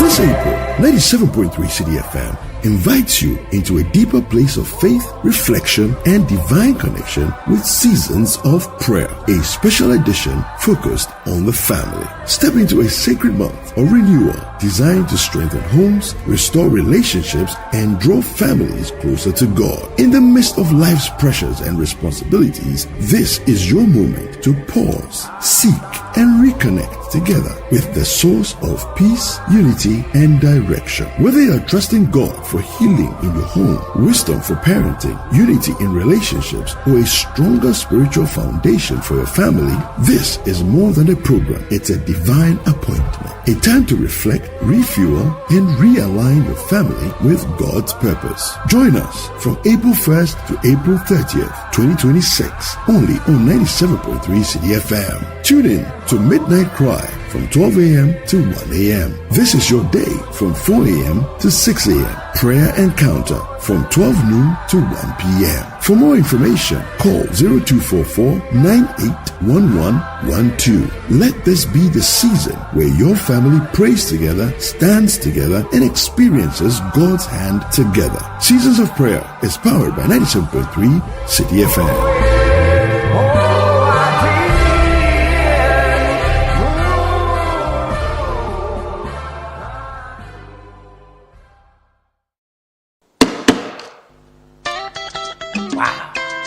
This is 1998. I can't believe I'm turning 50. When I look back, all that I can remember is all I've been given. Life, friendships, family, and dedicated fans. And I still have a seat in a beautiful industry, enjoying the opportunity I've been given to serve Ghana. I'm made in Ghana. But check this out. Channel 1 TV says they want to celebrate me. Let's say I'm a good example. Is it true? For my 50th birthday, I'm going to build a pediatric emergency center at Menchia Hospital. That is why all these young and vibrant celebrities are coming out to Plus 233 on the 18th of April to come so that we throw this amazing white party together to raise money for that hospital. Kwame Eugene, Kidi, Kimpaluta, Amrado, Miss V, Sister Fia, a free year, Kwabna, Talent, Abiana, Akwabwa, Abochi, Brothers, Raskuku, Adina, and another friend of mine, Andy Dusty on the 1 and 2s. He is not young. 9 p.m. till you are tired of listening to great music. I know that Channel 1 wishes that they could bring all of this excitement for free, but because we are trying to build a pediatric emergency center at Menchia, please be happy to pay 1,500 for VVIP and 1,000 cedis for VIP. See you there.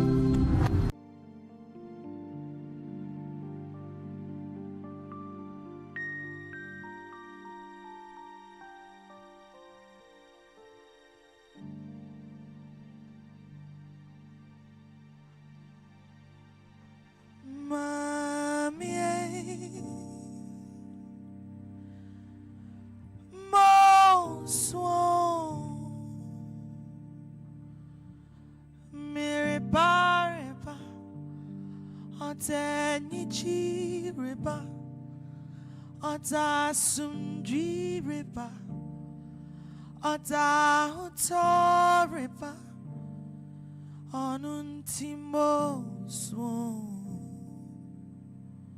monda bobo, mo swo, onuntimo swo. Monda bobo mosu.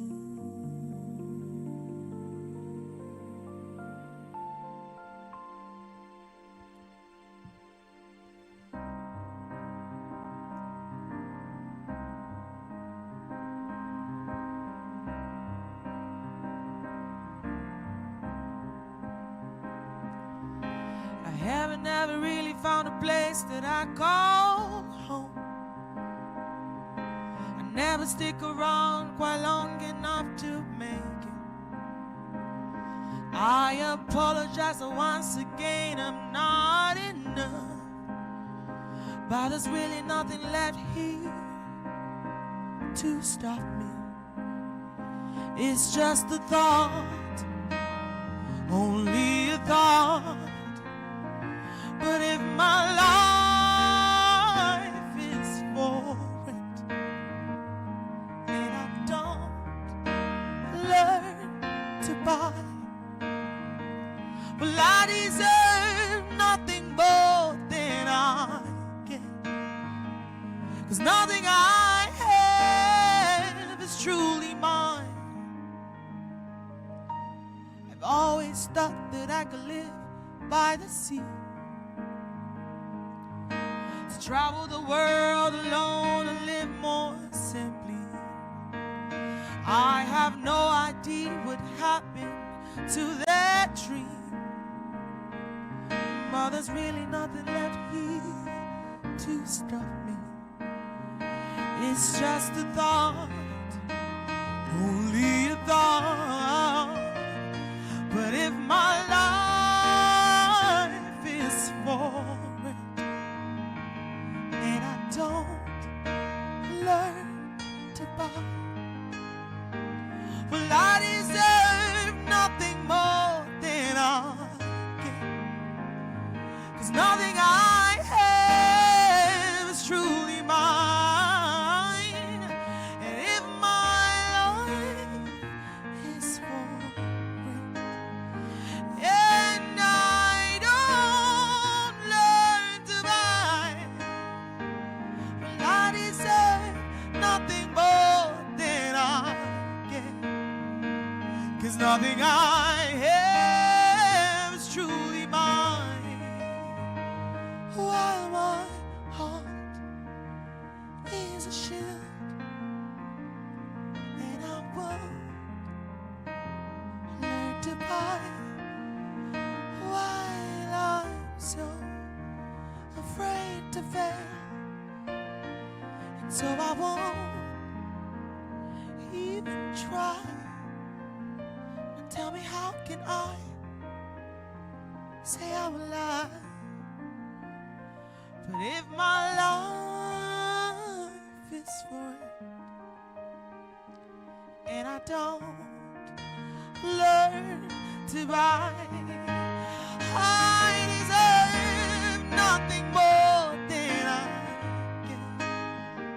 'Cause nothing I have is truly mine. I deserve nothing more than I get. 'Cause nothing I have is truly mine.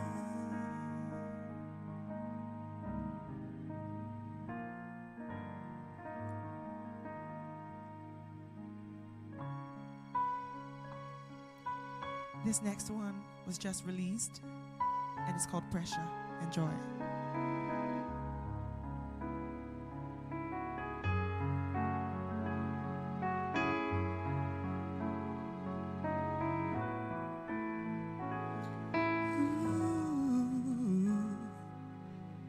This be some feeling where I know want to be feeling, breaks me into two, and it makes me do some things I don't wanna really do. I say the things that break many apart, many apart. Lingering is going nowhere. Who go rescue me? Slowly, slowly losing my mind. Something choking me deep. Pressure they carry me go where I don't want go. It makes me do things I know they feel. It makes me say things I know they mean. It makes me cry. It makes me lie, dark inside. Pressure they carry me go, carry me go, carry me go where I know I'm go. The pressure they carry me go, carry me go.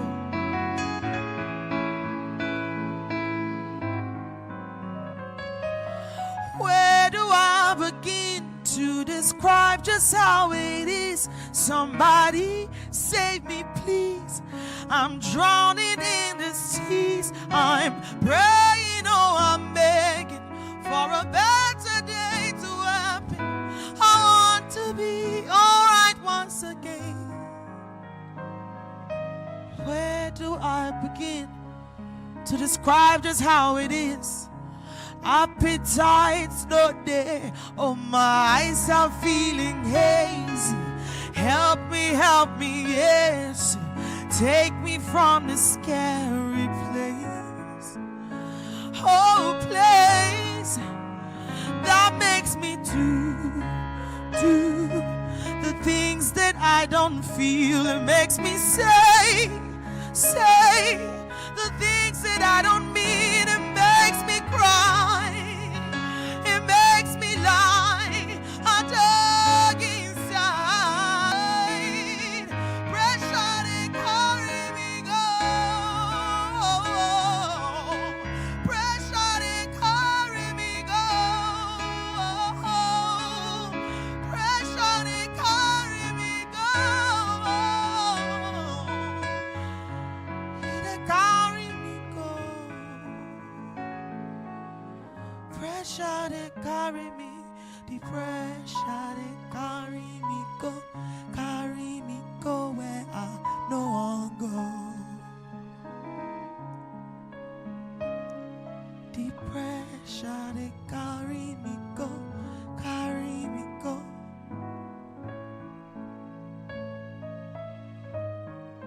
They carry me go.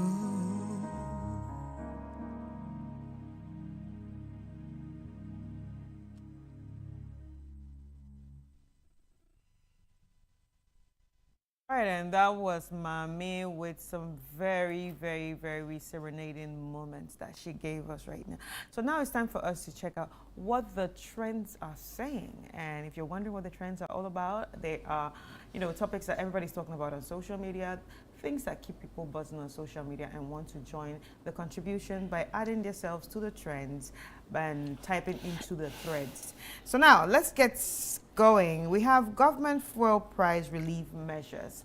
It's being talked about on social media. On April 9, Ghana's cabinet, chaired by President John Dramani Mahama, directed ministers to suspend selling fuel taxes and margin for 4 weeks, aiming for lower pump price by April 16 amid Middle East-driven oil spikes.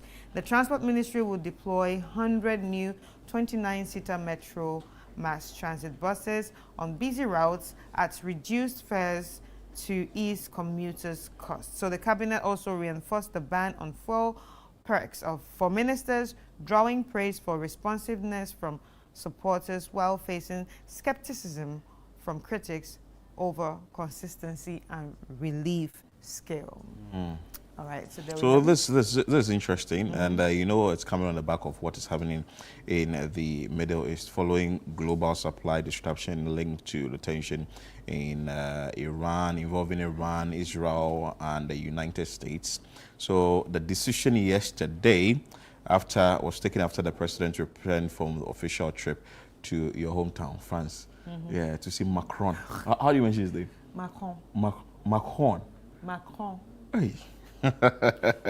So the surge in fuel prices has been attributed largely to the closure of the Strait of Hormuz, a critical global oil shipping route, which has disrupted supply and driven up international petroleum prices. So in response, the President John Dramani Mahama has tasked the Finance Minister, Dr. Kassel Atufo-Singh, and the Minister for Energy, John Jinapor, to engage stakeholders within the energy sector to explore the removal of certain taxes and levies on petroleum products.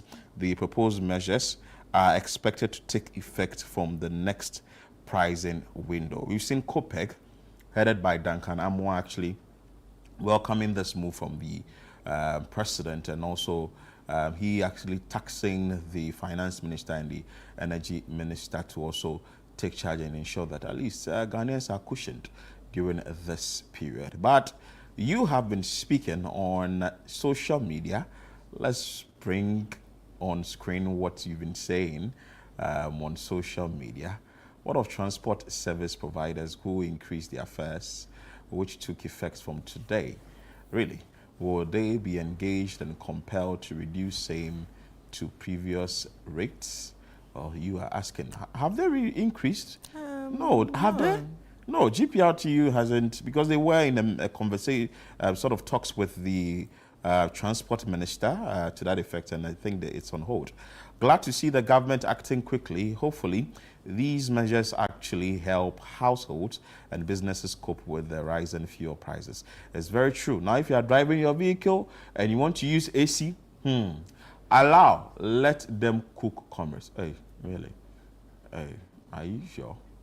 Suspension of some taxes and margins, meaning there will be resumption of it later. Well, when things get better, this one that are good short-term relief, but let's be honest, 4 weeks for tax suspension is what, bandage? Not a solution. If global prices rise again, we are back here. The real issue is whether Ghana has a long-term plan, or we are just reacting to crisis. Okay. Well, let's keep our fingers crossed. We'll get to see if there's a long-term plan for it. But you see, whether you are a commercial, you do trotro. But I think the people who are even bearing the brunt more are the private car owners. Yes, because the Super XP is about 13 Ghana cedis to 14 Ghana cedis. Diesel is about 17 Ghana cedis. Previously, you buy 150 Ghana cedis or 200 Ghana cedis. You know that it will go beyond the half gauge, depending on the kind of the vehicle you are driving. But now you are buying the same amount, and it's not even crossing the half gauge. So it's a big one, and well, let's see what is going to happen in the near future, the next pricing window, because the cushioning is going to happen for 4 weeks. Yesterday, there was this sad one. Yeah, so fire damages top floor of Obinim's guest house in Accra. So the blaze broke out around 5 a.m. and on Thursday on the top floor of the property owned by Bishop Daniel Obinim, founder of the International God's Way Church. Fire crew from Medina, Adenta, and University of Ghana stations quickly doused the fire, preventing it from spreading to nearby buildings like his residence and TV station. Wow. With no casualty reported. I just pray he has insured this facility. So the top floor actually suffered a very severe damage, while the cause remain unknown and investigations are expected. Past incidents of Obinim's properties in Tema, Kumasi came to mind of some. Let's be just careful, because you can't just come to terms with the fact that you're at work or you are in town and you be called that your apartment has gutted, or fire has gutted your apartment. So this is a very sad one. Yesterday when I saw the story, I was like, wow. Anyway, so that was Obiim's apartment there in Accra, and we understand that. But the Ghana Fire Service officials actually went there to do what they could do about this particular situation. But let's be very careful. Let's be very, very careful so that we wouldn't be facing such losses.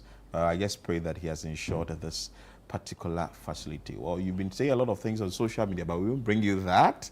We'll move straight into the video of the day. And after, we'll definitely talk entertainment here on the show.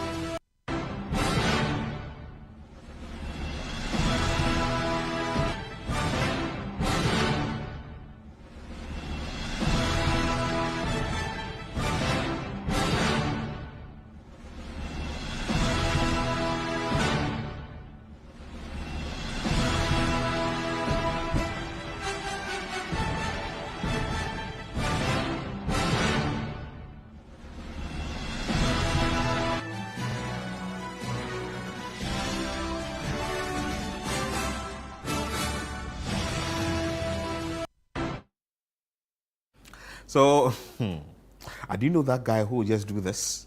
Yeah. Yeah. What's his name? Kabi. Yeah, Kabi. You just do this. Yeah. So Kabi will actually use a simple way to just go through this. Because see, come through the first one, walk to maybe your right side, And then open close this it. door, and move in. Yeah, but not everybody's, Oh. very... Sometimes we make life very difficult for ourselves. Oh. No. Eh? People are different. People are different. Yeah, and we need to accept them. So finally, he had to just get out and jumping. Oh. Anyway, sad. It's a So sad this thing. kind of person, don't you know when they're chasing him, they'll catch him? Oh, of course, he'll be caught. He'll be caught. Simple. He'll be caught. Simple. Anyway, so that's it, the video of the day for you. We'll take a quick break here. When we come back, we will talk entertainment. A number of things that we need to talk about in the entertainment world or the entertainment sector and all that. So stay with us here. We'll be back with more on Breakfast Daily.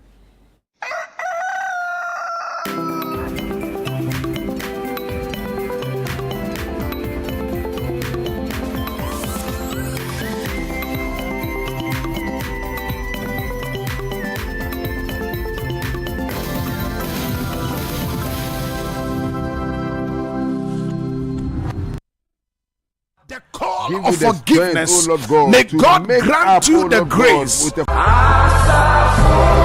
This April, 97.3 City FM invites you into a deeper place of faith, reflection, and divine connection with Seasons of Prayer, a special edition focused on the family. Step into a sacred month of renewal designed to strengthen homes, restore relationships, and draw families closer to God. In the midst of life's pressures and responsibilities, this is your moment to pause, seek, and reconnect together with the source of peace, unity, and direction. Whether you're trusting God for healing in your home, wisdom for parenting, unity in relationships, or a stronger spiritual foundation for your family, this is more than a program. It's a divine appointment. A time to reflect, refuel, and realign your family with God's purpose. Join us from April 1st to April 30th, 2026, only on 97.3 City FM. Tune in to Midnight Cry from 12 a.m. to 1 a.m. This is your day from 4 a.m. to 6 a.m.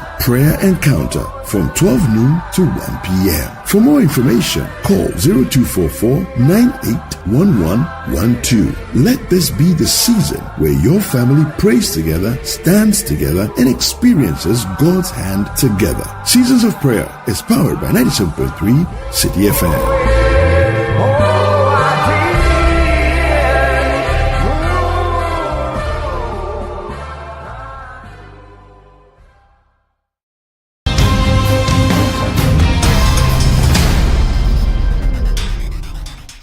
On Footprints this Friday, we sit down with Dr. Ninaku Kweno, the Ghanaian scientist and engineer widely recognized as the father of the internet in Africa. He takes us through his educational journey and shares how he helped expand and shape the growth of the internet across the continent.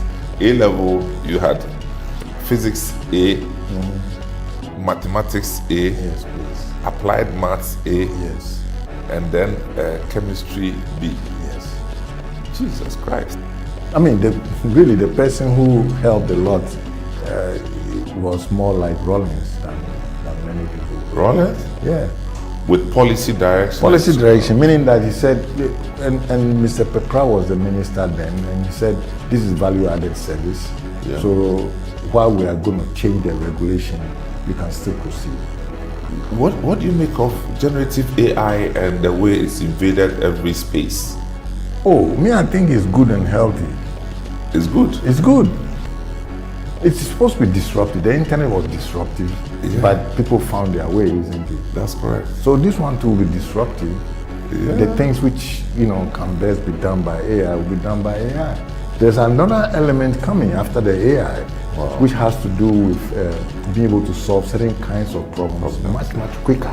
Wow. Than we could solve them today. So beyond AI, there's quantum. There's quantum computing and communication. Quantum computing is coming. So if you thought that AI was an explosion, wait till you hear about it. In fact, AI needs quantum. Footprints airs on Fridays at 7 p.m. with a repeat on Sundays at 5:30 p.m. only on Channel 1 TV.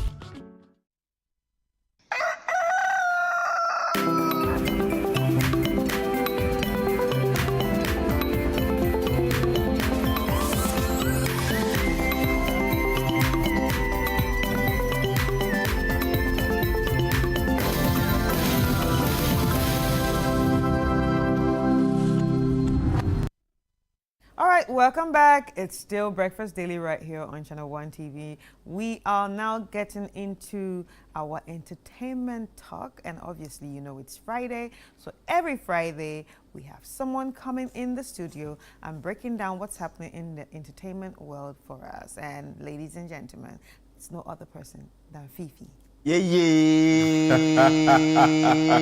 Well, have you won some jackpot? Oh no, I'm excited to see you, and I'm excited to be in the same seat where Chiame Kwame was seated, tapping it into his legendary status and all that. 50 years is not easy. It's not easy. It's not easy. It doesn't look 50. He doesn't. He looks 29, 27. He doesn't look 50 at all. 50 years is not easy. And I didn't know it was 50 until recently. Yeah, and most of the things that he came to say here tells you that the man is really enjoying. He knows. And he's enjoying the. He's living life to the fullest. Yeah. And I think it's something we should all look out for. Like, also we should also have in mind that we are here for a reason. So if you know you're here for a reason, you're going to use your time right to fulfill those things that you have. He wants to die empty. Ooh. Yeah, he wants to die empty. Everything is out of him. He wants to die empty. Wow. And I like the fact that even at his age, he's not out of the music industry. Because you see, a lot of people he started with, you don't hear of them anymore. Out of the scene. Yeah, they're you know, one thing I love about his music, I mean, if the music drops now, you wouldn't really understand the lyrics. But as time goes on, you know that, no, this song, it will be around till whenever we are not supposed to be in this Ghana again. A song like Made in Ghana he did with Kiddy. He did that song years ago. It didn't even really catch fire there and then. But, you know, when it's Ghana month, when they use it, Heritage Month every day. It's beautiful. It's being used. Beautiful. It's being used. That's the substance Chiame Kwame has. I think musicians should learn from him. Yeah. Landlord is also doing that. Landlord, Sarkodie. Yes, Sarkodie. As they brought you people, you know, I call him the most decorated rapper in Africa. Why? He has won the most awards. You know, he has had the most big moments. Whenever there is conversations around rap in this continent, his name is the first to be mentioned. You can't talk about it. No. You can bring the Nasty C's, the Olamides, the Otic of their hearts to salute Sarkodie. Yes, I know Chris will not be happy with that, but I've said it. Why they're not my children. You don't really listen to Olamide? So how did you just come to the assertion? No, but you are always supporting Nigeria over Ghana. But you... let me get under his it's not working. Try something new. You should try something new. I'll come prepared next week. Yeah, I think you should. But what's Sarkodie saying? Yeah, so he says, let me read his tweets so that I wouldn't misquote him. He says, music is spiritual. Stop playing industry games or you'll lose your soul. Before the light and cameras, go back to why you started writing. That's what's real. Everything else is just flesh. What exactly is he driving at? What is the industry word of games? advice? So the industry games, you know, chasing the clouds, the clickbait, you know, beefs here and there, unhealthy. But doesn't it come with a job? That's the thing. I know my man be that if he doesn't get some. For that man, let's not talk about it. He's in his own world. Only him understands whatever he does. He needs to do. You need to get in the industry. I feel like he has a point and does not have a point at the same time, because music has grown from where it used to be only listened to evolving into a business proper. And for you to earn from this business, you need to add other elements. You know. Join the conversations online, get yourself in the trends.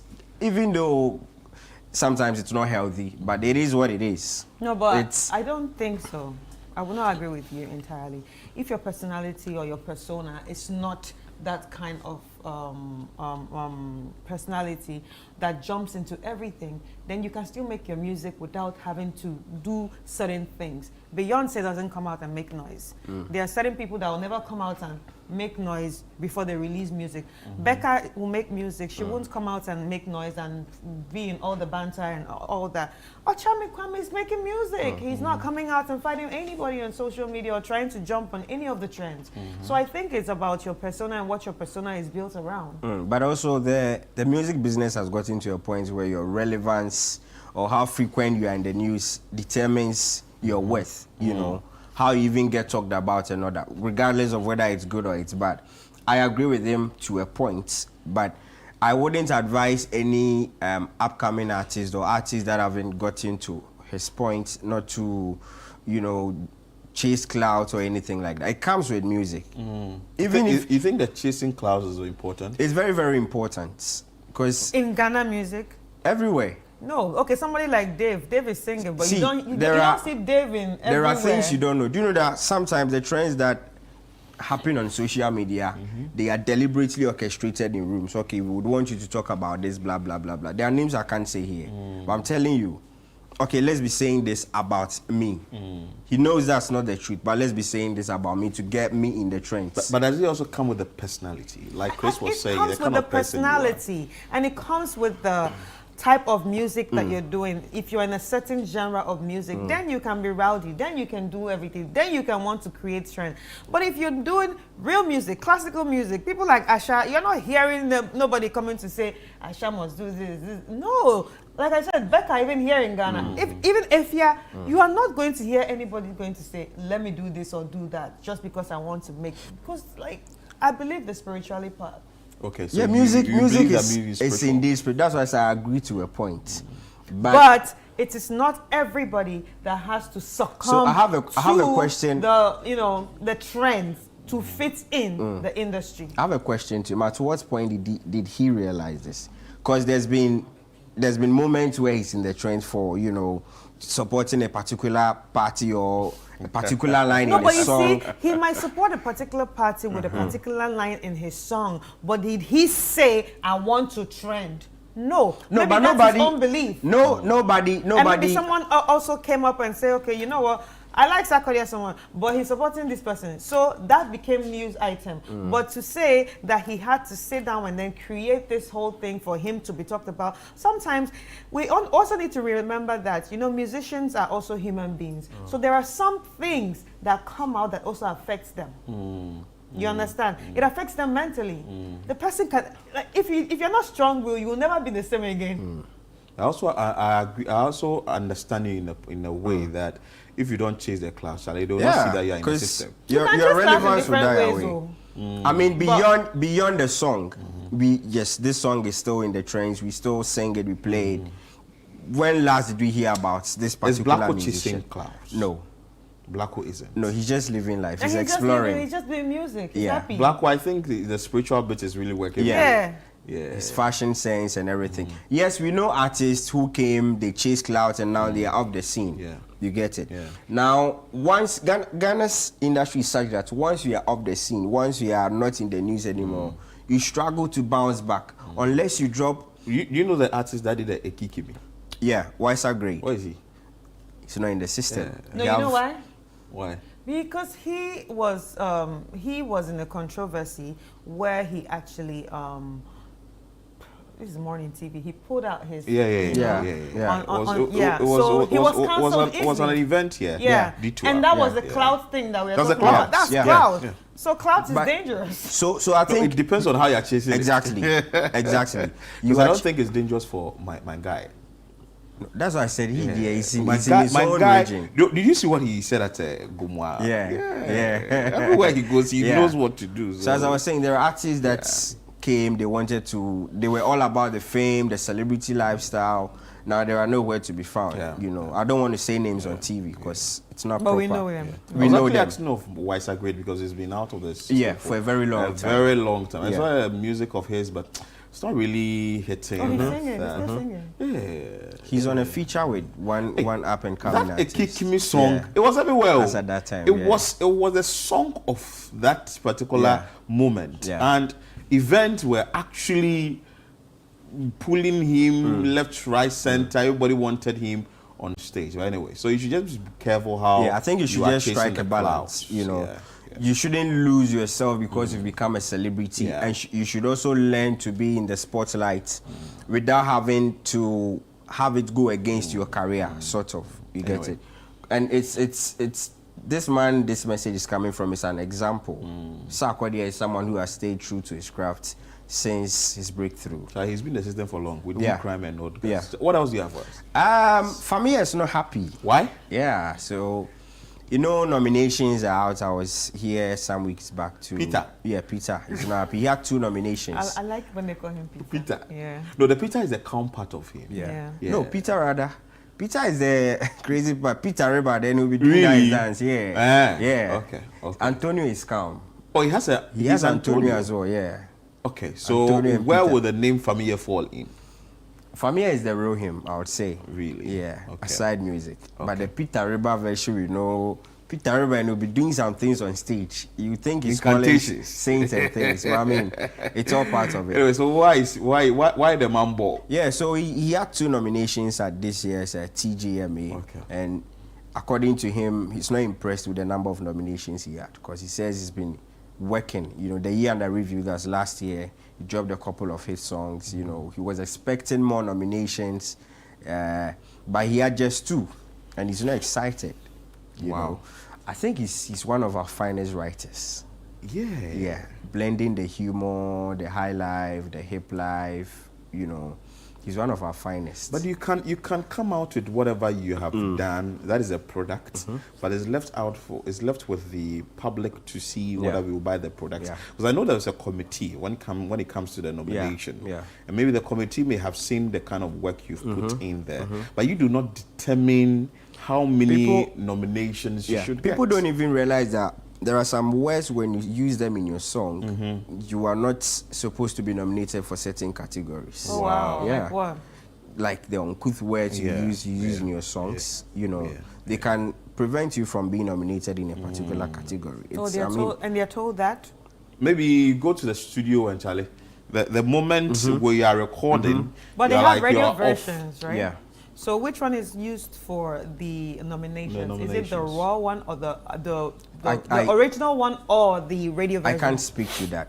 But I think generally is what we sing, what we hear out at the parties and all that. I was about saying that because the original ones would definitely be played at the party. Yeah, the original one will be played at the party.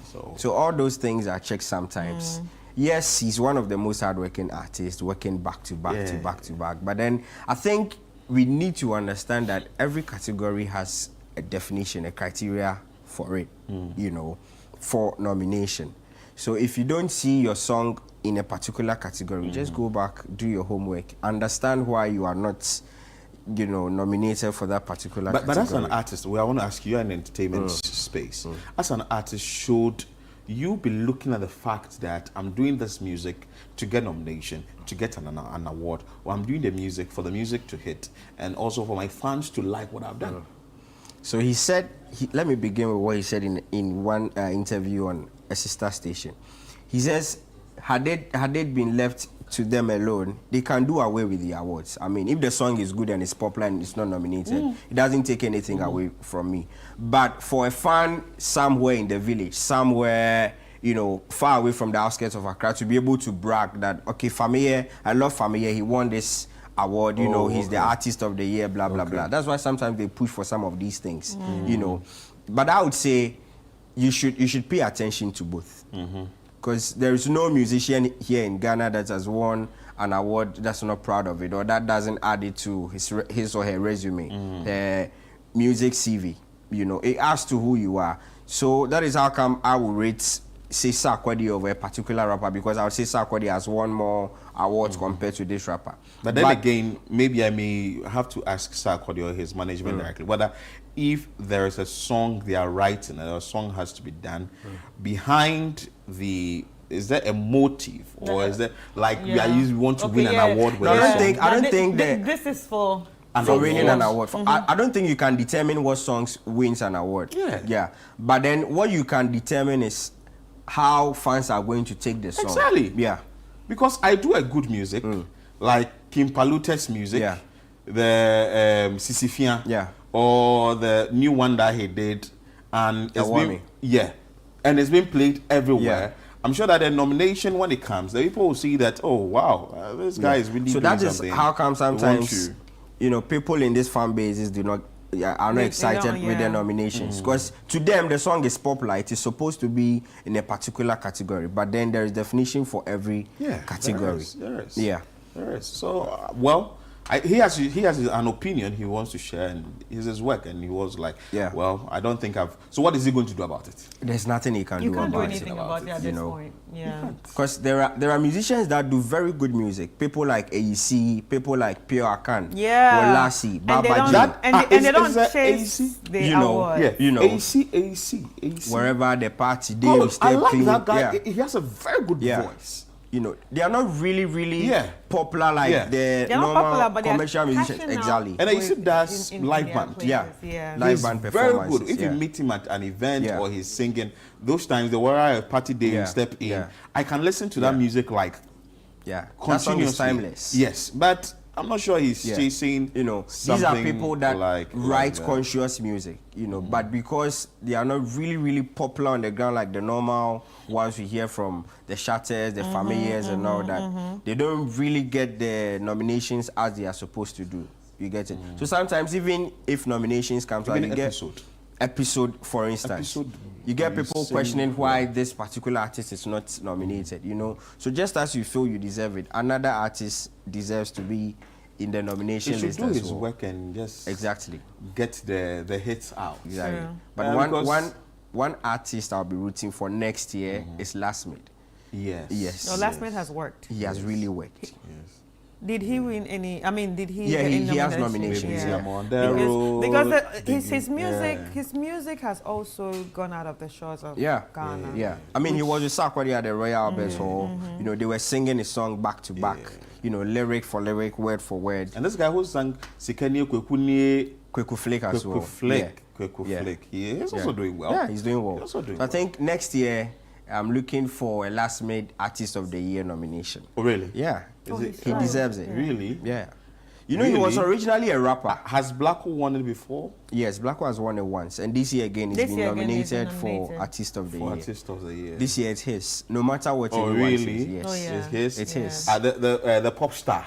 Yeah, his recent song. That's the pop but star. it's not Popstar that he's going with. No. Popstar was dropped this year. So the songs will be from his Iron Boy album. That's the year under review. Yeah. Someone is asking of Kofi Kinata, but Kofi Kinata is always taking Writer of the Year. Songwriter of the Year, Highlife Artist of the Year. Yeah. That guy is really good. Yeah. He's really good. Martin. He's really good. Yeah. What of Medical? He's been long ahead of him. Yeah, Medical is also in the Artist of the Year. For the Artist of the Year. Yeah. Medical. Which I think he has 4 nominations or 5 nominations. He released an album, Disturbation 2. It's an EP actually. Disturbation 2. And I've not listened to him in a long while. He should. But I think you've heard the Shoulder song, right? Yeah. The Shoulder. But he did it with his Shatawale. Yeah. But it's his originally, so it's been nominated for most popular song of the year as well. Yeah. It is. Next week I'll be here to do a proper presentation. But the people know Kakalika. Didn't they nominate it? So I learned they didn't file for nomination. Why those guys? They don't like awards. Everybody have their own, You see what I was talking about? Reservations about these awards games. Yeah. And they capitalize on trending things. Yeah. And they come in. And they have I don't know, they just have the chemistry with the knock and a thing for them that their song always goes far. Even before the advent of influencers being in the market, their song was always, the popular song. Yeah. And they are producers themselves. Yeah. So they know the kind of but they've produced songs for Shatawale before. They've worked with a couple of artists even before they started singing. For EL, for Links Entertainment. Yeah, Links Entertainment, yeah. They are so good. Those things are so good. I should check how they are making money. You should. Yeah, how they are making money in the industry. So you see, there are other people who are not chasing clouds, but they are doing the hits. Because I'm sure that if you invite Dope Nation for an event, everybody is expecting that we are going to get hits, back-to-back hits, and the place is going to be fun and all that. So that's it. But anyway, that's Shatawale, Sarkodie's view, and also Familia's. So that's Familia. But then voting has officially been opened for this year's TGMA. Yeah, so beyond the talk, beyond the social media controversies. Look, your artist is there because he or she meets the criteria. Beyond meeting the criteria, it takes certain measures to make sure that he or she backs the award. And that is the voting. It's not all about the talk. You know, go and vote for your favorite artist. Go and vote for your favorite artist. Yeah. You know, most often we sit back at home, say this person deserves it without even voting. That's what most fans do. But if you deserve it, you deserve it. Whether I vote or not. No, your vote. But your people vote are actually counts. exactly. Yeah. People have been nominated Yeah. because they all deserve it. Somebody. So, are we supposed to vote for the artist of the year? Yes. So, if a lot of people do not vote for Blacko, She's not going to win. We give it to someone else in the list, and we know that Blacko is supposed to have won it. Isn't it unfair? No. So, what we need to understand is that's what I'm saying. Yes. With all the artists nominated for the artist How of many the year, artists are in there? there are about 5. Who and who? Let me assess them myself. There is Black Sheriff, there is Dinah Hamilton, there is Sarkodie, there is Medical. Oh, Dinah Hamilton there has is won it Wendy Shea before, as right? well. Yeah. And Sarkodie there several times. Yeah. And Black Sheriff, Medical hasn't won it before. No, he hasn't won Artist of the Year before. And Wendy Shea as well. Maybe Wendy Shea, the only song I think is the if you're not the day. Yeah, but even her, she has people, you know, trying to make a case for her why she deserves the Artist of the Year. So as I'm saying, beyond, if you compare all the artists on the nomination list, if you check their streams, yeah, no. Okay, that's a different thing. This is for the promo. If you check the criteria for winning Artist of the Year and then compare all the artists that have been nominated, Black Sheriff beats everybody to it, from streams to, you know, he has all the songs off his Iron Boy album being popular. Market women are singing his songs and all that. Yes. So these are credits we can give you. Based on this criteria, maybe you would have people on the voting academy, you know, rooting for you because you deserve it the most. But do not forget that it comes with voting as well. Yeah. So if you have the members of the academy rooting for you and your fans or you yourself do not invest in the voting and someone else's wins, you can't come and say, you know, I don't deserve it. Because you are all fighting to win. And we've been taught how to fight. You get it? How do I win this award? By voting. But you are not voting and you're expecting that like the award will come to you. Blacko and people go vote. Oh, yeah. No. Black Sheriff deserves it more than any other artist. Final for yeah. me. Okay. Next week, I'll be here to do a presentation on why he deserves it over all the other nominees. Anyway. Yeah. You have another thing for us? Yeah, so the code to vote is *1767#. Yeah, *1767#. Vote for your favorites. There are lots of categories. Your favorite artists have been nominated. Go and vote for them. Now let's talk some Chiame Kwame again. You know, he was interviewed by Umaru Sanda Amadou on Face to Face. You know, and we all know Reggie Rockstone to be the rap this thing. Godfather of rap. So I think Sanda asked him a question, and he says he's the father of rap, and Reggie Rockstone is the godfather. Yeah. Oh. Yeah. But what's the difference between godfather and father? Godfather is the father of the. The father. Are you sure? Yeah. No, in this sense. Yeah, in this context. In this context. The one above him. Okay. Yeah. I learned from the interview I would have just said grandfather. He should be Reggie Rockstone should be grandfather. Grandpapa. That's grandpapa. Grandpapa. Yeah. I learned he introduced Achame Kwame. He introduced Lord Kenya to pop music. Oh wow. Yeah.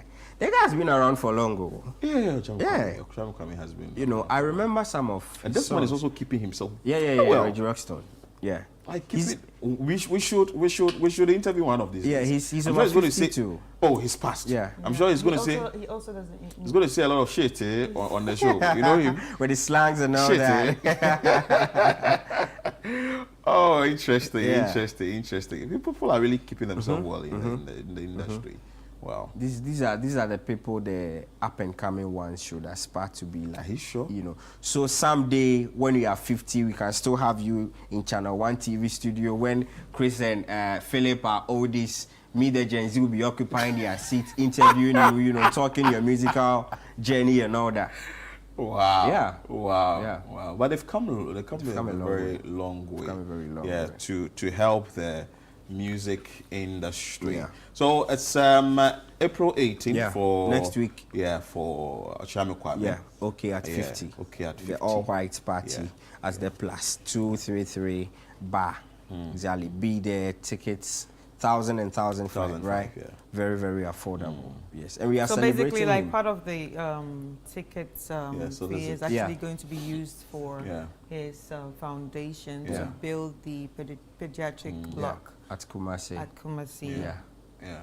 So okay at 50 all white party and a night of 50 songs and love. Anyway, so that's it for entertainment. That's it. Before I go, belated happy birthday to my very good brother Kennedy Owusu Jackson. Yesterday was your birthday. I wasn't able to wish you, so this is my compensation. God richly bless you. Live long, enjoy life. There is one that I'm looking for now to actually read. It says that a year ago you graced our lives with your presence. Today we celebrate the joy you've brought into our world. Happy first birthday to Alfred Ohini Asante. We love you from Dad and Mom, Mr. and Mrs. Asante.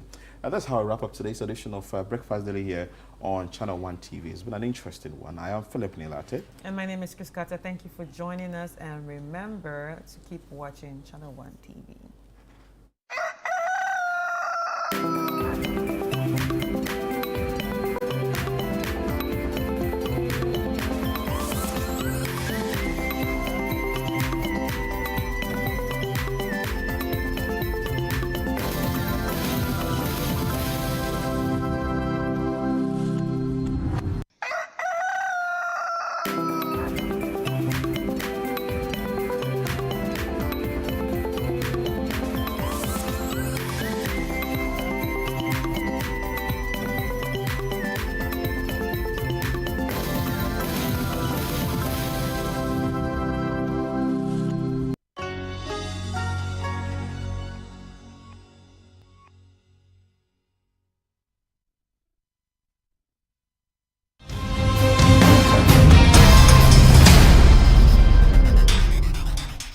On Footprints this Friday, we sit down with Dr. Ninaku Kweno, the Ghanaian scientist and engineer widely recognized as the father of the internet in Africa. He takes us through his educational journey and shares how he helped expand and shape the growth of the internet across the continent.